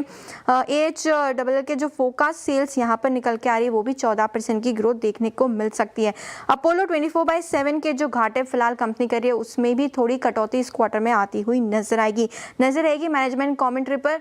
ARPP साथ ही साथ अपोलो 24/7 के जो घाटे उस पर नजर बनी रहेगी। नंबर्स अच्छे रहेंगे, मार्जिन फ्लैट 14% के आसपास। ओके, नंबर्स ठीक ठाक रह सकते हैं अपोलो हॉस्पिटल के और नतीजों से पहले फ्लैट आपको कारोबार करता हुआ नजर आएगा अपोलो हॉस्पिटल। अब संवर्धन मदरसन के नतीजों का अनुमान क्या है ये समझ लेते हैं दीपाली से। दीपाली बताएं। Thank you Shreya. और सबरदस्त मदरसन से अच्छे नंबर्स एक्सपेक्टेड हैं। प्रॉफिटेबिलिटी में अराउंड 30% की ग्रोथ आ सकती है वाई बेसिस पे। जो नेट सेल्स है वहाँ भी 12-13% की ग्रोथ एक्सपेक्टेड है। एबिटा में भी ग्रोथ रहेगी, 2643 करोड़ से बढ़कर जो एबिटा है वो 3316 करोड़ रहेगा। और मार्जिन भी सालाना आधार पर 9% से बढ़कर 10.1% पर रहेंगे। दरअसल जो इनकी ऑटो और नॉन ऑटो सेगमेंट है दोनों में ही ऑर्डर बुक का एग्जीक्यूशन बेहतर रहेगा, जिसके कारण अर्निंग्स को सपोर्ट मिलेगा। ऑटो सेगमेंट में बता दें कि जो ग्लोबल ऑटो प्लेयर्स हैं उनको टियर 1 सप्लायर, सबसे बड़ा सप्लायर है संवर्धना मदरसन। और नॉन ऑटोमोटिव सेगमेंट में कंपनी ऑलरेडी काफ़ी एक्सपैंड कर रही है, जिसमें medical solutions, industrial solutions, aerospace technology शामिल हैं। तो दोनों सेगमेंट्स की जो ऑर्डर बुक है, दोनों की ऑर्डर बुक का हेल्दी एग्जीक्यूशन रहेगा, जिसके कारण अर्निंग्स में अच्छी ग्रोथ दिखाई दे रही है। इसके अलावा कंपनी ने जो रिसेंट एक्विजिशंस किए हैं उनका इंटीग्रेशन कंप्लीट हुआ है, तो उसका भी एक एडवांटेज मिलेगा। दरअसल जापान की एक कंपनी का ऑलरेडी एक्विजिशन कंप्लीट किया है इस क्वार्टर में, जो कि युताका ऑटो पार्ट्स है। तो ये इसका भी बेनिफिट आते हुए दिखाई देगा। करेंसी गेंस तो रहेंगे ही, साथ ही जो डिमांड है, हालांकि जो एंड साइड पर वो थोड़ी सी सॉफ्टन हो सकती है Q4 में, लेकिन कॉस्ट कटिंग इनिशिएटिव्स कंपनी लगातार ले रही है, जिसके कारण मार्जिन्स को सपोर्ट आते हुए दिखाई दे रहा है। अर्निंग्स से ज़्यादा इंपॉर्टेंट रहेगी मैनेजमेंट की कमेंट्री, खासतौर से 3 चीज़ों पर। एक तो ग्लोबल डिमांड एनवायरनमेंट किस तरीके का बना हुआ है, प्लस कंपनी क्योंकि कंसिस्टेंटली एक्विजिशंस करती है तो कुछ एक्विजिशन अपॉर्चुनिटीज़ फर्दर देख रही है या फिर नहीं, तो इनको लेकर जो कमेंट्री रहेगी, ऑर्डर बुक कहाँ स्टैंड करती है, क्या ग्रोथ एंटिसिपेट कर रहे हैं, क्या गाइडेंस दे रहे हैं, वो कुछ कमेंट्स इंपॉर्टेंट रहेंगे कंपनी से। बट नंबर्स डिसेंट एक्सपेक्टेड है। नंबर्स डिसेंट एक्सपेक्टेड हैं। चलिए अब चलते हैं कंचन के पास। जुबिलेंट फूडवर्क, क्या एक्सपेक्ट करें कंचन? अगर Q4 के जुबिलेंट फूडवर्क के नतीजों की बात करें तो नंबर्स हमें यहाँ पे मॉडरेट देखने को मिल सकते हैं। हालांकि कुछ कंसर्न्स हैं जो हमें इस क्वार्टर में होवर होते हुए दिखाई पड़ सकते हैं। डायरेक्टली मैं नंबर्स के ऊपर आऊँ तो रेवेन्यू फ्रंट में एक मार्जिनल अपसाइड जो है वो देखने को मिल सकता है। 1772 करोड़ पे जो नंबर है वो रजिस्टर होता हुआ दिखाई दे सकता है। इनफैक्ट अगर कंपनी का प्रॉफिट भी देखा जाए तो यहाँ पे एक डिसेंट अपसाइड जो है वो देखने को मिल रहा है। नंबर ऑफ डोमिनो में अगर हम बात करें तो अच्छी खासी तेजी देखने को मिल रही है, लेकिन एक कंसर्न है कि जो लाइक फॉर लाइक ग्रोथ है ये हमें यहाँ पे डेंट खाती हुई दिखाई दे रही है। केवल 4% की लाइक फॉर लाइक ग्रोथ इस क्वार्टर में एक्सपेक्टेड है, जो कि हमने पिछले साल सेम क्वार्टर में देखी थी करीबन 12% की। दो काफी ज्यादा हायर बेस भी था, तो उससे भी यहाँ पे एक जो इफेक्ट है हमें आता हुआ दिखाई दे रहा है। इसके अलावा अगर हम बात करें डिमांड की तो ये काफी हमें वीक साइड में देखने को मिल सकती है, बिकॉज जिस तरीके से LPG को लेके कंसर्न्स बने हुए हैं उससे यहाँ पे जो चिंताएं हैं वो और भी ज्यादा बढ़ती हुई दिखाई दे रही है। हो सकता है कि शॉर्ट टर्म में ये जो इम्पैक्ट है हमें और भी ज्यादा आता हुआ दिखाई दे। ग्रॉस मार्जिन आपको मार्जिनली इंचअप होते हुए दिखाई देंगे, बिकॉज उस टाइम पे रॉ मटेरियल का एनवायरनमेंट है वो कहीं ना कहीं स्टेबल साइड में बना हुआ है, और साथ ही GST रेट कट से भी यहाँ पे एक इम्पैक्ट आता हुआ हमें दिखाई दे सकता है ऑन अ पॉजिटिव साइड। 33 जो डोमिनो है हमें एड अप होते हुए दिखाई देंगे। टोटल काउंट हम देखें तो 2429 पे ये जाता हुआ दिखाई देगा, लेकिन इस टाइम पे कंपनी ये फोकस कर रही है कि जो भी वैल्यू ड्रिवन इनोवेशन है उसके ऊपर फोकस किया जाए और जो नए प्रोडक्ट्स हैं मार्केट पे उसको लेके आया जाए। लेकिन जो LFL ग्रोथ की गाइडेंस कंपनी ने पिछले साल सेम क्वार्टर में दी थी, इनफैक्ट जो लास्ट क्वार्टर में भी दी थी 5 से 7% की, वहां से हमें काफी कम आते हुए दिखाई पड़ेंगे। ओके, चलिए अब एक काम करते हैं। शुक्रिया कंचन। हमारे साथ DI चौकसी फिनसर्व के MD देवेन चौकसी जुड़े हैं, उनसे बात करते हैं। देवेन जी, गुड आफ्टरनून। इस मैक्रो एनवायरनमेंट में एक बड़ा रिस्क बैंक निफ्टी पर है और बैंकिंग स्टॉक्स पर है। आप कैसे अप्रोच कर रहे हैं इन स्टॉक्स को और इस सेक्टर को? Yeah, Anuj, good afternoon. A valid point. I believe that जो हिसाब से आई थिंक प्रेशर कॉस्ट के ऊपर बना है, obviously inflationary pressure I think is going to have a consequential outcome in form of interest rate बढ़ना संभावित है, and because interest rates probably going up, there is going to be a compression in the net interest margin for many of the banking companies, and I believe that I think that is where the larger concern is. तो यहाँ पे approach एक तरीके से रख सकते कि जो कंपनी के पास ये सिचुएशन बीट करने के लिए बिजनेस मॉडल स्लाइटली बेटर है उसके ऊपर ज्यादा फोकस करते हैं। For example companies, banking companies, private sector banks in particular and some of the large NBFC companies कि जो ज्यादातर रिटेल के ऊपर फोकस रखते हैं उनके ऊपर ज्यादा कॉन्फिडेंस ज्यादा रहता है, because of their ability to pass on the cost to the retail customer is far better as compared to the passing on the cost to the corporate customers, जहाँ पे I think there is going to be high level of rate sensitivity operating. So maybe I think we feel more confident today at this point of time with the companies with a larger AUM book and those who are in a position to expand the retail franchisee with the use of fintech. तो उसके ऊपर ज्यादा हमारा confidence है. Fortunately market valuation की दृष्टि से देखें तो डाउनसाइड रिस्क कम दिख रहा है. Maybe I think if this threat goes out of the way, particularly this crude oil, currency, inflation and the interest rate का जो एक साइकिल है उसके अंदर का जो थ्रेट बना है वो थ्रेट निकलता है कभी जब आपका एक crude oil का स्टेबल आउटलुक बनता है तो शायद I think market will buy banks very favourably. We buy in the process today because of I think possibility of we coming out of this particular messy situation sooner than later. Devendra ji नमस्कार, वीरेंद्र बोल रहा हूँ. मैं थोड़ा बाजार की placement पे आपसे चर्चा करता हूँ. पिछले 3-4 दिन से एफआईएस की positioning, whether it's short cover, index buy, cash commitments आ रहे हैं. बहुत सारी एक एजेंसी ने खबर की पुष्टि की थी कि मतलब एक खबर रखी थी कि माइट भी अगर आप देखें जो एफआईएस की टैक्सेशन फ्रंट पे कुछ रिलीफ पॉसिबल है. क्या ये अलाइनमेंट उसी तरह देख रहे हैं या फिर कुछ समथिंग डिफरेंट? ये सडनली एक शॉर्ट टर्म में एफआईएस का अलाइनमेंट चेंज हुआ, उसके पीछे कारण क्या देख रहे हैं आप? आपको कुछ रीजनिंग समझ में आ रही है इसके? थोड़ा बहुत वीरेंद्र मैं शॉर्ट कवरिंग की तरफ देख रहा हूँ. I think largely because of the fact that I think derivative market के अंदर already I think we are entering into the last leg of the month. यहाँ पे एक्सपायरी ऑफ कॉन्ट्रैक्ट होना संभावित है, तो जिसके अंदर I think most of the traders would probably like to save themselves by way of short covering part of their position. तो शायद आई थिंक उसका हमें ज्यादातर प्रभाव दिखता है. As of now, I think on the counter when we talk to customers, I don't think that I think anybody is basically even expecting taxation related rebates, etc. More importantly, the volume and the activities are largely focused on the derivative market. यहाँ पे I think short covering led buying दिख रही है, particularly IT counters के अंदर we have seen a significant amount of buying, and I think that is a precursor to the rollover activity which might happen in next few days time from now. Okay Devendra ji, good afternoon. Shreya बात कर रही हूँ. आपने हमेशा कहा कि AI is enabler not killer, और अब हम जिस तरीके से तेज़ी देख रहे हैं आईटी स्पेस में, कल का सेशन हो, आज का सेशन हो, और कुछ चुनिंदा स्टॉक्स के अच्छे नतीजों के बाद ऐसा मूव, तो क्या अब कहा जा सकता है वो जो बेरिश फेज था आईटी का वो अब चला गया? I would like to believe, Shreya, that I think IT का जो bearish phase था वो ज्यादातर fear के हिसाब से था. I think companies के fundamental इतने खराब नहीं हुए हैं, ना हो सकते हैं इतनी जल्दी. On the contrary, मैं ऐसा समझता हूँ कि AI का प्रभाव के हिसाब से most of the IT companies will be in a far better position to deliver to their end customer the output, which up till now have been taking time because of the manual process. So to a greater extent, starting from consulting part of it to development of the particular RFQ जो उनको बोलते हैं, और उसके साथ में जो भी कोडिंग का काम है, ये जो काम आई थिंक काफी हद तक बड़ी आईटी कंपनियों ने अपने प्लेटफॉर्म के ऊपर संभाल लिया है.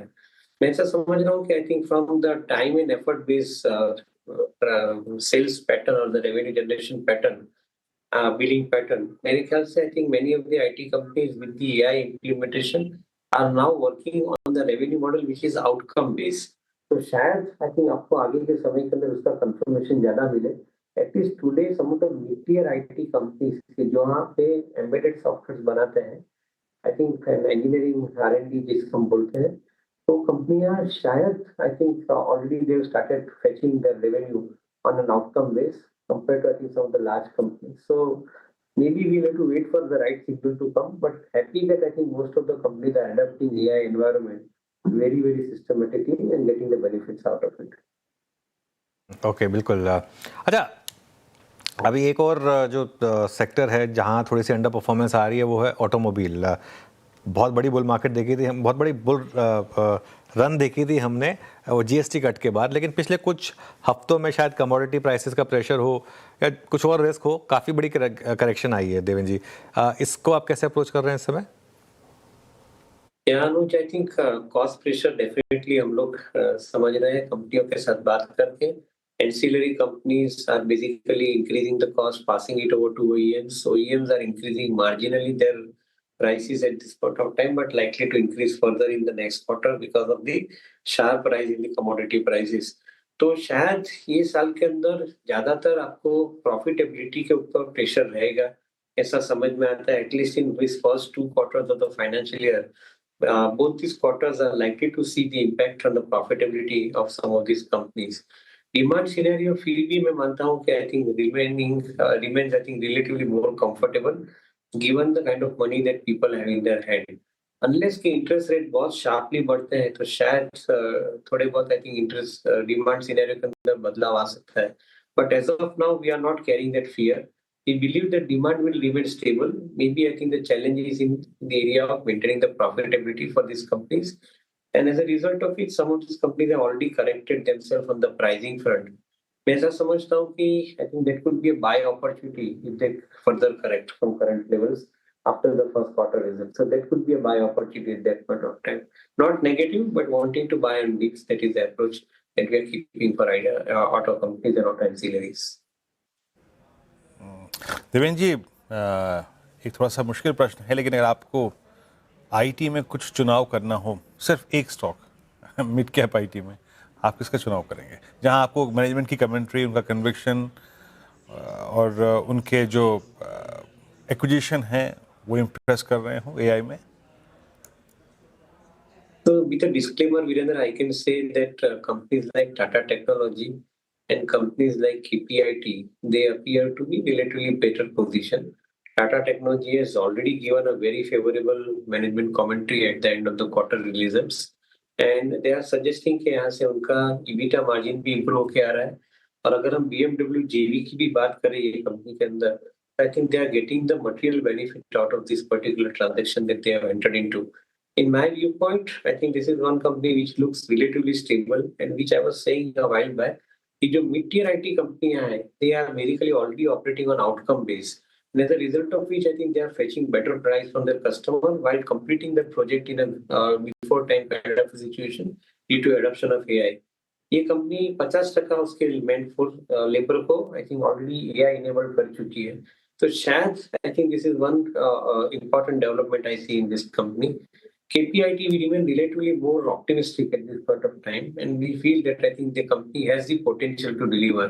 Maybe I think as of now in the results it is not fully reflected, but they have the potential to deliver. So we will keep a close eye on that company as well. Okay, चलिए देवेंद्र जी, बहुत बहुत शुक्रिया. और in fact ये stock specific अगर आप देखें call भी देने के लिए डिस्क्लेमर, बहुत बहुत शुक्रिया आपका इस कार्यक्रम में शामिल होने के लिए, बहुत बहुत शुक्रिया. अब आते हैं निफ्टी पर, और शाम तक लौट के घर आई गए बाबू. इट्स 23623 अनुज. निफ्टी बैंक और निफ्टी क्या व्यू है कल के? देखिए वीरू, क्या है कि ये मार्केट में ना ऐसे ही चलने वाला है कुछ समय तक. तो इसके लिए अब ज़रूरी तो है नहीं कि, जैसा मैंने कहा कि ज़रूरी तो है नहीं, डॉक्टर ने तो कहा नहीं है आपको कि हर मूव पकड़ना है, और हर मूव अगर आप नहीं पकड़ेंगे तो कुछ आपकी हेल्थ ख़राब हो जाएगी. तो ज़रूरी तो है नहीं, तो छोड़ दीजिए मार्केट को कुछ समय के लिए. देखिए मार्केट ना ट्रेंडिंग होनी चाहिए, तब मज़ा आता है, वरना इसमें क्या है, मतलब कोई ट्रेंड नहीं है इस समय, तो कैरी मत करें पोजीशन. अच्छा एक और चीज़ मैं आपको बताऊं, इस मार्केट में अगर आप पोजीशन ना कैरी करें ना, ट्रस्ट मी, अगले दिन भले ही आपको लगेगा काश कर ली होती. अगर आप पोजीशन कैरी नहीं करेंगे ना, क्योंकि अगर आप कैरी करेंगे तो फिर वो आपके लक के ऊपर डिपेंड करेगा कि वो गैप अप या गैप डाउन आपके फेवर में हो रहा है या नहीं हो रहा है. लेकिन अगर आप पोजीशन नहीं करेंगे, फॉर एग्जांपल आज जैसी मार्केट, आज हम जिस लेवल पे खुले, अगर आपने कोई पोजीशन कैरी करी होती है ना, वो आपका बायस हो जाता है उसमें. ठीक है, अनबायस व्यू आप तभी ले पाएंगे जब आपके पास पोजीशन ना हो. तो इंट्राडे में आपको अच्छे मौके मिल रहे हैं. आज एक अच्छी चीज़ हुई है, स्टॉक स्पेसिफिक एक्शन रिज्यूम हुआ है, और अगर आप देखें आज ब्रॉडर मार्केट में अच्छी रैली हुई है, वो एक अच्छी चीज़ है. क्योंकि बियॉन्ड अ पॉइंट पिछले 2-3 दिनों में तकलीफ ये थी कि मिड कैप और स्मॉल कैप ने गिरना शुरू कर दिया था, तो वहाँ पर थोड़ी सी तकलीफ आती है. जब तक मिड कैप स्मॉल कैप ठीक ठाक चल रहे हैं, इंडेक्स 100-200 पॉइंट ऊपर नीचे होता है, उसमें कोई दिक्कत नहीं है. लेकिन मिड कैप स्मॉल कैप यहाँ अच्छा एक्शन मिलना चाहिए, वो ठीक है. चलिए नूपुर के पास चलते हैं, जानते हैं कि डीलिंग रूम में क्या एक्शन हो रहा है. नूपुर बताइए.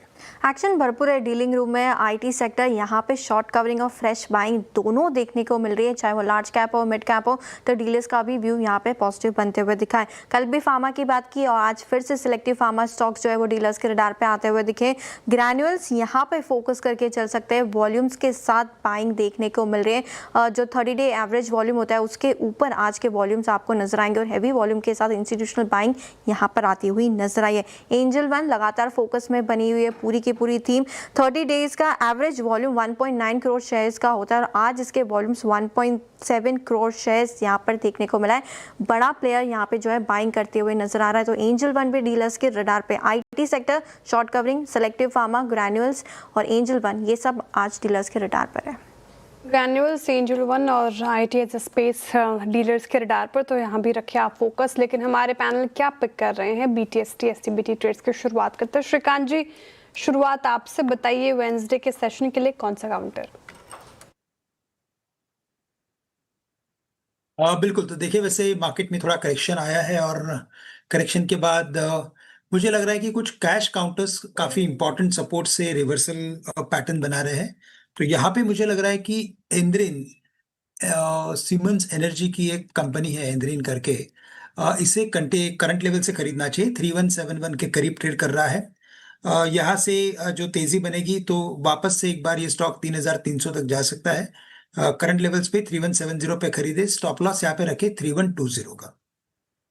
सीमेंस एनर्जी यहाँ पर आप चाहें तो एक ट्रेड ले सकते हैं लॉन्ग साइड पर। रचना जी, आप क्या कैरी कर रही हैं कल के लिए? जी, अगर कल के लिए कुछ कैरी करना ही है तो सेल कैन बी अटेम्प्टेड। यहाँ पे लॉन्ग साइड पे एक फ्यूचर्स पे 197 के एसएल के साथ पोजीशन कैरी करी जा सकती है। रचना जी सॉरी रचना जी, अरे रचना जी सुन लीजिए मेरी बात, थोड़ा रोक रहा हूँ आपको। बैन में है ये, अगर आप कैश में कर रही हैं तो अलग बात है, वरना बैन में है ये स्टॉक। ओके, कैश में अगर कैरी करना हो तो वो भी कर सकते हैं। ठीक है, कैश के हिसाब से लेवल्स देख रहे हैं अपन। कैश में भी 197 पे ही एसएल आएगा और अपसाइड पे आप 203 और 205 के टारगेट्स रख सकते हैं फॉर टुमारो। चलिए, रचना जी थोड़ा सा प्लेटफॉर्म के आगे रुकी गई, कोई दिक्कत की बात नहीं, टाइम पे रुक गई। कैश में है, सेल है। मानस जी, आपका कॉल क्या रहेगा? तो देखिए, वेदांता में खरीदारी करके जाएंगे। लोअर लेवल पे बाइंग इंटरेस्ट देखने को मिल रहा है, हाई टॉप हाई बॉटम का ट्रेंड है, तो इसके फ्यूचर में खरीदारी करेंगे। 330 रुपए का स्टॉप लॉस लगा लेंगे, 345 रुपए तक के टारगेट पॉसिबल। ओके वेदांता। गाबा सर बताइए, बुधवार के लिए कौन सा स्टॉक?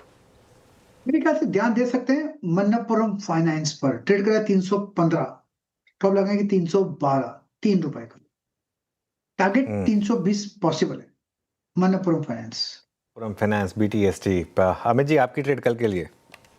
जी अनिल जी, डीवी स्लैब के साथ जाऊंगा। 69.15 पे ये ट्रेड कर रहा है। यहाँ पे स्ट्रक्चर पॉजिटिव है तो इसे बाय करना है। स्टॉप लॉस रहेगा 6840 का, 6840 का और टारगेट्स रहेंगे 7050 के। डीवी स्लैब 6916 पे। कविता जी, आपका ट्रेड क्या रहेगा? वीरेंद्र जी, फार्मा से ही होगा ल्यूपिन पर। ल्यूपिन अभी 2286 के लेवल पर है। On a shorter time frame एक इन्वर्जन इन शोल्डर फॉर्मेशन बनता हुआ दिख रहा है। With a stop loss of 2260, one can approach for the price move of 2320, 2340. Okay, चलिए अब एक काम करते हैं, वीरू के पास चलते हैं। मार्केट ब्रेथ कैसे रही आज की ये जानते हैं। वीरू बताइए। ब्रेथ अनुज शुरू में अच्छी थी लेकिन जाते जाते ख़राब ही हो गई और ब्रेथ आपकी स्क्रीन पे आएगी। मतलब जो शॉर्ट थे वो थोड़े से बढ़ गए टूवर्ड्स एंड और करीब 47, ये करीब 23 थे मिड सेशन तक, तो ये इवनली पॉइज्ड हो गई, आप इसे कह सकते हैं। 73 लॉन्ग्स। हालांकि याद रखिएगा, आईटी जिस तरीके से आज चला ताबड़तोड़ तरीके से और कुछ वाइट गुड सेगमेंट के स्टॉक्स ने रिवर्सल दिया, तो लॉन्ग का आंकड़ा अभी भी टुवर्ड्स क्लोज दुरुस्त है, उसे आप खराब नहीं कहेंगे। 73 लॉन्ग, 64 शॉर्ट कवरिंग, शॉर्ट 47 आखिरी में थोड़ा सा कैपिटलाइज हुए and so as long unwinding. Stats लेके आइए की करके। एंजल वन आज बहुत ही शानदार क्लोज दिया। इन्फोसिस, एलटीएम और साथ ही साथ सेल, एचपीसीएल, सभी काउंटर्स में। एचपीसीएल आज सुबह एक बड़े मूव दिए यहाँ पे इसने after petrol diesel price hike. उसके बाद शॉर्ट कवरिंग वोडाफोन आइडिया में, कोफोर्ज मिड कैप आईटी में, केपीआईटी, वोल्टास रिवर्सल थे, जुबेल फूड एक लोअर लेवल से रिवर्सल था, इसने अच्छा शॉर्ट कवरिंग दिया। शॉर्ट कहाँ बना? एस्ट्रल आपकी स्क्रीन पे 6% नीचे, Kotak Mahindra bank, Cochin shipyard, force Motors auto में, एवेन्यू सुपरमार्ट ने अगर आप देखें रेंज को ब्रीच किया तो शॉर्ट बिल्डअप यहाँ पे हुआ। नेक्स्ट स्लाइड आएगी GAIL, RBNL, Supreme Industries, BL, Bharti Airtel, इन सभी काउंटर्स में लॉन्ग। भारती 2 दिन से ताबड़तोड़ चलने के बाद आज थोड़ा सा लाजमी है कि कूलिंग ऑफ हो गई हुई तो बैकफुट पे आया, करीब 1.25% नीचे रहा। टुवर्ड्स क्लोज एक दो स्टॉक्स को और देख लेते हैं जहाँ पे थोड़ी सी जो प्रॉफिट टेकिंग है वो थोड़ा सा गहरा गई। इंडेक्स नीचे आया रिलायंस के चलते, काफ़ी थोड़ा प्रेशर आया रिलायंस ने 1324 पे। श्रीकांत, रिलायंस फिर उस ट्रेजेक्टरी में लौट के आया है जहां पे इसका मल्टी मंथ बेस है 1320, 1280, 1300। ये 40 रुपए इसके लिए बहुत महत्वपूर्ण है। आपका टेक क्या कह रहा है इस वक्त? वीरेंद्र, मैं रिलायंस के ऊपर कुछ कमेंट नहीं कर सकूंगा क्योंकि ये स्टॉक हमारे रिस्ट्रिक्टेड लिस्ट में है। ओके ठीक है, फाइन, दैट्स फाइन, ठीक है। इसे छोड़ते हैं, आगे चलते हैं, एक दो स्टॉक्स को और मार्क कर देते हैं यहाँ पर। एक बार लेके आइएगा पीआई इंडस्ट्रीज। मानस, ये वो स्टॉक जिसको मैंने शुरू में पिक किया था अपने 2 बजे के ओवाई और स्टैट्स बताने वाले क्रम में। इसके क्लोज को आप कैसे रीड कर रहे हैं और कल के लिए क्या टेक होगा? देखिए, फिलहाल के लिए पोजीशन को होल्ड करेंगे। हालांकि हाई लेवल पे स्टॉक सस्टेन नहीं हो पाया। इंटरडे चार्ट पे एक ब्रेकआउट जरूर था, लेकिन स्टॉक हाई लेवल पे सस्टेन नहीं हो पाया। लेकिन फिर भी अगर किसी ने लॉन्ग पोजीशन बनाई है तो 20 डे मूविंग एवरेज के नीचे स्टॉप लॉस लगा लें 3060 का और पोजीशन को होल्ड करें। पीआई इंडस्ट्रीज पे ये व्यू हो गया। जाते जाते मार्केट थोड़ा प्रेशर में, निफ्टी 38 अंक नीचे, बैंक निफ्टी 100 अंक नीचे, लेकिन ब्रेथ थोड़ी ख़राब हुई है लेकिन अभी भी इंटैक्ट है। कुछ काउंटर्स देख रही थी मैं जहाँ पर अभी भी बाइंग होती हुई नज़र आ रही है। और एक बार लेकर आएगा स्क्रीन पर पावर ग्रिड के नतीजे आए, ब्रोकरेजेस काफ़ी मिक्स थे और अब यहाँ पर लगभग आधा % के करीब खरीदारी, तो निचले स्तरों से यहाँ पे रिकवरी देखने को मिल रही है। फिर लेकर आई, अच्छा SBI लाइव देख रही थी मैं, HDFC लाइव देख रही थी। आज सुबह से ही, कल के सेशन में भी हमने एक अप मूव देखा था और आज के सेशन में भी एक तेज़ी देख रहे हैं। HDFC लाइफ और SBI लाइफ आपको 1% अप नज़र आएंगे। साथ ही कुछ चुनिंदा स्टॉक्स जैसे कि NTPC यहाँ पर फिसलता हुआ नजर आया। लेकिन SBI लाइफ, आप बताइए अमित जी, यहाँ पर कैसा मूव नजर आ रहा है SBI लाइफ में? 1% अप है, क्या ये BTST का एक कैंडिडेट बन सकता है या फिर अवॉइड करेंगे? श्रेया जी, यहाँ पे एक ट्रायंगुलर पैटर्न बन रहा है। स्टॉक अपने 250 डेमा के जस्ट नीचे है, बट कंटिन्यूसली यहाँ पे हायर लोज भी बन रहे हैं। तो यहाँ पे अटेम्प्ट लिया जा सकता है। 1860 का हमारा स्टॉप लॉस रहेगा और 1920 के टारगेट्स रहेंगे। स्पेशली पोजिशनली भी अगर ये 1900 के ऊपर कल निकलता है तो यहाँ पे हम 1940, 1950 तक की रैली देख सकते हैं। मीनवाइल एक बार आप जरा लेकर आइए रिलायंस का इंट्राडे चार्ट और देखिए जरा एक बार निफ्टी का कंट्रीब्यूशन, क्योंकि पिछले कुछ मिनटों में जिस तरीके से मार्केट गिरा है और पूरा का पूरा जो एक सिंगल स्टॉक पे कंसंट्रेट हुआ है वो है रिलायंस। और रिलायंस में एकदम से गिरावट आई और अब 1320 पर आया, इंट्राडे लो है ये। और इसी वजह से आप एक निफ्टी का भी साथ में चार्ट रखिएगा और देखिएगा किस तरीके से यहाँ पर गिरावट आई। वीरू ने अलर्ट किया था एक्चुअली मुझे कि थोड़ा कुछ रिलायंस में एकदम से एक नॉक आया। मैं देख रहा था कि ये निफ्टी में एकदम से हम डे लो पर क्यों आए और किस तरीके से हम 23,600 के नीचे आए, 23,597 पर आए हैं। अब हम ध्यान रखिएगा, हालांकि एडजस्टेड क्लोज 23,620, 625 की होगी क्योंकि वो वेटेड एवरेज लेते हैं। 22-23 के करीब वो ऑप्शंस का जो डेटा वो बता रहा है। 23,650 की पुट जो है वो इसीलिए 25-26 रुपये पर है, तो इस वजह से। लेकिन फिर एक बार वापस रिविजिट करता हूँ उस रिलायंस के पॉइंट को। रिलायंस में गिरावट आई और उस गिरावट ने, एक बार रिलायंस का 2 हफ्ते का भी चार्ट रखेंगे क्योंकि रिलायंस में एक अच्छी खासी रैली बन रही थी नंबर्स के बाद, लेकिन वो रैली कहीं ना कहीं फेल हुई और उसके बाद आप देखें तो लगातार ये स्टॉक फिर उसके बाद गिरता चला आया और अब करीब 5% नीचे। एक बार वापस रखिएगा इंट्राडे चार्ट रिलायंस का और देखिए ज़रा एक बार कहाँ पर ट्रेड कर रहा है, 1320। एक बार फिर से रिलायंस का इंट्राडे देख लेते हैं और ये थोड़ी सी गिरावट। मीनवाइल BEL के नंबर्स आ गए, जो नंबर्स हम एक्सपेक्ट कर रहे थे। नॉर्मली मार्केट बंद होने के बाद आते हैं, लेकिन जस्ट क्लोज होने से पहले आगे मार्केट।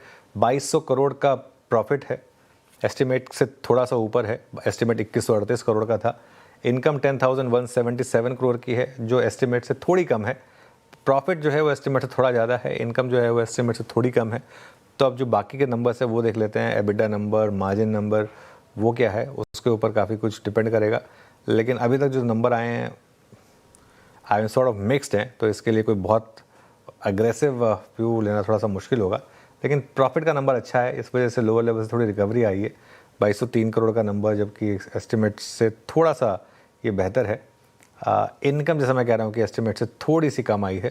तो ये 2 नंबर्स आए हैं अभी हमारे पास। इसके अलावा और कुछ नंबर है क्या भारत इलेक्ट्रॉनिक्स का? वेट करते हैं, लेकिन फ़िलहाल के लिए यही 2 नंबर्स हैं भारत इलेक्ट्रॉनिक्स के। प्योरली टेक्निकली मानस जी, अगर किसी को ट्रेड लेके जाना हो BEL में तो वो क्या होगी? देखिए, अगर हम ओवरऑल स्ट्रक्चर की बात करें बीएल के, तो वो तो थोड़ा निगेटिव लगता है क्योंकि 10-20 डे मूविंग एवरेज के नीचे ट्रेड कर रहा है। 50 डे मूविंग एवरेज पे एक स्ट्रॉन्ग रेजिस्टेंस है। अगर आपके पास पोजीशन है तो होल्ड करें। 200 डे मूविंग एवरेज के नीचे स्टॉप लॉस लगा ले 410 का, लेकिन फ्रेश खरीदारी तो 435 रुपए के ऊपर ही करेंगे। ओके, और आंकड़े देखेंगे बीएल के फिलहाल जैसे जैसे नंबर्स आ रहे हैं थोड़ी सी हल्की सी रिकवरी निचले स्तरों से, हालांकि ऊपरी स्तरों से फिसला ही है। बीएल आपको आधा % नीचे भी फिलहाल कामकाज करता हुआ, इनफैक्ट क्लोजिंग तरफ बढ़ता हुआ। अब अच्छा, कल स्मॉल कैप में रिकवरी नहीं थी, लेकिन आज देखिए मिड कैप से भी बेहतर अगर आप देखिए कंपेयर करें तो स्मॉल कैप में आज तेज़ी थी, और स्मॉल कैप आज के सेशन में लगभग 1.25% के करीब 1.5% के करीब चढ़कर क्लोज हो रहा है। टाटा टेक की बात हो रही थी, तेजस नेटवर्क, एंजल वन तो शानदार मूव, आईडीबीआई, लेटेंट व्यू देखिए एक बार, ई क्लास, एक बार ग्लैंड फार्मा रखेंगे स्क्रीन पर। कल 11-12% की तेज़ी ग्लैंड फार्मा में, और आज भी देखिए लगभग 6% के करीब यहाँ पे कुछ कैश काउंटर से बता रही हूँ जहाँ पर शानदार मूव्स हैं। इसके बाद रखिएगा स्क्रीन पर जहाँ पर अच्छे मूव्स, लाल पैथ लैब, स्टार हेल्थ, तो पूरा हेल्थ स्पेस में भी अच्छी खासी मूव थी। एक बार ग्लैंड फार्मा अप देख लेते हैं क्योंकि कल भी ठीक ठाक तेज़ी और आज भी यहाँ पर एक फॉलो अप बाइंग नज़र आई है। कविता जी, ग्लैंड फार्मा इन स्तरों पर कैसा लग रहा है? सिंस पिछले 3 से 4 ट्रेडिंग सेशन में अच्छे मूव बनते हुए दिखे हैं। मुझे लगता है जिनके पास पोजीशनिंग है वो ट्रेलिंग स्टॉप लॉस के साथ होल्ड कर सकते हैं अंटिल काउंटर 2200 के लेवल को होल्ड किए गए हैं अपनी पोजीशन पर। ओके, ग्लैंड फार्मा कैश में अगर आप देखें अच्छा करता हुआ। खैर चलिए, अब हम क्लोज की तरफ बढ़ रहे हैं। निफ्टी करीब 23596 और 800 यानी उस क्लस्टर से घूम के आ गया जो कि आज के एक्सपायरी डे के सबसे बड़े कॉल राइटर्स का जोन था, और अब लौटता हुआ उस जोन तक जहां पे सबसे बड़े पुट राइटर्स थे। ऑलमोस्ट 23,500 की वो ट्रैजेक्टरी, और टुवर्ड्स क्लोज एंजल वन सबसे स्ट्रॉन्गर आप देखें तो यहाँ पर जिसका कहते हैं कन्विक्शन कैरी कर रहा है कल के लिए। और जहाँ तक इंडस्ट्रीज का सवाल है, निफ्टी फार्मा लेके आइएगा, निफ्टी फार्मा और निफ्टी आईटी। निफ्टी फार्मा याद रखिएगा H24852, इसने आज अपने करियर के नए हाई को छुआ, करियर का नया हाई। हालांकि उसके बाद थोड़ा सा ट्रिम हुआ, ये लाजमी है, थोड़ी बहुत profit taking I, but it's doing well. Health care space अच्छा कर रहा है। और जहाँ तक निफ्टी आईटी का सवाल है, निफ्टी आईटी आपकी स्क्रीन पे आएगा। निफ्टी आईटी आज जहाँ क्लोज हो रहा है 29285, सुबह से जो रिक्वायर्ड पुश था टू मूव टुवर्ड्स 23,800 वो इसने ही दिया था। और ये पहली बार निफ्टी आईटी का क्लोज मेरे ख्याल से 22 अप्रैल के बाद पहली बार एक साथ 20 डिमा के ऊपर आ रहा है। तो 2 शॉर्ट टर्म मूविंग एवरेजेस इसको रीगेन किया। और विद इन आईटी इटसेल्फ अगर आप देखें तो जो 2 सबसे महत्वपूर्ण स्टॉक रहे उसमें एक रहा कोफोर्ज, अच्छा क्लोज लगभग 4% ऊपर। कोफोर्ज का ये क्लोज जो है वो 100 डिमा के ऊपर आ रहा है ऑलमोस्ट दिसंबर 25 के बाद, यानी CY 26 में कोफोर्ज का ये क्लोज पहली बार ऐसा है। और दूसरे पायदान पे आता है Infosys, not as impressive as Coforge, but हाँ उसके बाद अगर आप नीचे थोड़ा ड्रिफ्ट करें, कुछ और काउंटर्स जहाँ पे आईटी में अच्छे मूव थे उसमें आप समझ लीजिएगा कि इन्फोसिस के बाद जो स्टॉक्स आ रहे हैं, एक सेकेंड, OI की टर्म्स में अगर आप देखें तो एक होगा LTM, उसके बाद कोफोर्ज और एक KPIT, करीब KPIT भी 5% ऊपर क्लोज होने की तैयारी करता हुआ। एक जो जिसे कहते हैं ना डेड कैट बाउंस, वो काउंटर्स जो कि बहुत पिटे थे, थोड़ा चले, उसमें आज वाइट गुड सेगमेंट था। वोल्टास को देखिए, आज थोड़ा सा रिवर्सल यहाँ पे था, and same is the case with blue star, 2.5% ऊपर, हल्का सा पुल बैक 10 डिमा की ट्रैजेक्टरी को टेस्ट किया इसने। लेकिन जहाँ तक निफ्टी का सवाल है, घूम के आए 23,800 से और डे लो पर। Anuj, over to you for close. हाँ वीरू, बिल्कुल। और देखिए बिल्कुल जहाँ घूमकर वापस 23,600 पर, और एक रेंज रही मार्केट की, एक 23,600 से 23,800 की रेंज रही। बस एक मेन बात ये रही कि हम एकदम लोएस्ट पॉइंट पर जाकर बंद हुए। लेकिन अच्छी बात ये थी कि मार्केट को शायद एक सेंस है कि इस मूव को बहुत ज़्यादा ना देखें, ये एक्सपायरी रिलेटेड मूव है। ब्रॉडर मार्केट ने ठीक ठाक किया, मिड कैप इंडेक्स अच्छा खासा ऑलमोस्ट 1% के गेन के साथ बंद हो रहा है।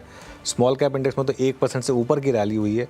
आईटी इंडेक्स 3% ऊपर था, बैंक निफ्टी करीब 1/4% ऊपर था। इसके अलावा एडवांस डिक्लाइन अच्छा था, 3:1 का था 2 बजे, अब 2:1 का है, लेकिन ठीक है, टुवर्ड्स द एंड नॉर्मल थोड़ी प्रॉफिट बुकिंग होती है तो कोई बुराई नहीं है इसमें। अब आते हैं हम सेक्टोरल गेनर्स पर। सबसे ऊपर आईटी, ऑब्वियसली आज का सबसे बड़ा इंडेक्स था, करीब 3% के गेंस निफ्टी आईटी में थे आज। इसके अलावा कैपिटल मार्केट इंडेक्स अच्छा चला 1.5%, रियल्टी अच्छा चला करीब 1.25% से ज़्यादा, PSU बैंक 3/4%, फार्मा और ऑटोज़ यहाँ भी ठीक ठाक मूव्स आए। अब आते हैं हम सेक्टोरल लूजर्स पर। इसमें सबसे ऊपर डिफेंस, इसके अलावा financials, bank Nifty, capital goods, metals और एफएमसीजी, यहाँ पर गिरावट थी। निफ्टी गेनर्स पर आते हैं। निफ्टी गेनर्स में सारे आईटी नाम दिखाई देंगे आपको। इन्फोसिस ने लीड किया, करीब करीब 4.5% की रैली इन्फोसिस में। HCL टेक 3.5%, टेक महिंद्रा यहाँ भी अच्छी रैली हुई, TCS में अच्छी रैली हुई। और इसके अलावा 2 और स्टॉक्स चले, इटर्नल और Tata Motors passenger vehicle. Top 6 में ये नाम शामिल थे। लूजर्स में क्या क्या था देखिए, वैसे रिलायंस दिखाई नहीं देगा लेकिन सबसे ज़्यादा कंट्रीब्यूशन रिलायंस का था, बट कोटक महिंद्रा बैंक करीब 2.5%, अल्ट्राटेक सीमेंट 2.25%, टाइटन में थोड़ी गिरावट आई, टाटा कंज्यूमर में गिरावट आई, भारतीय एयरटेल 4 दिन से चल रहा था, थोड़ी प्रॉफिट बुकिंग आ गई, लाजमी था, और अदानी पोर्ट्स में थोड़ी सी प्रॉफिट बुकिंग आ गई हायर लेवल से। बिल्कुल, तो ये दिन बिलोंग करता है फार्मा को, ये दिन बिलोंग करता है आईटी को, जो कि फिर भी ठीक ठाक अंदाज में क्लोज हुए, लेकिन निफ्टी और निफ्टी बैंक कोई कन्विक्शन कल के लिए कैरी नहीं करके जा रहे हैं। ठंडी रही एक्सपायरी, लौट के वहां से लगभग हाई से हम 200 अंक नीचे आ गए। खैर, कल बुधवार का दिन, फैक्टर्स टू वॉच, रणनीति और सभी अगर आप देखें पहलुओं पर बातचीत करने के लिए पैनल आपसे फिर मौजूद होगा। मॉर्निंग कॉल और मुनाफे की तैयारी, तब तक के लिए नमस्कार।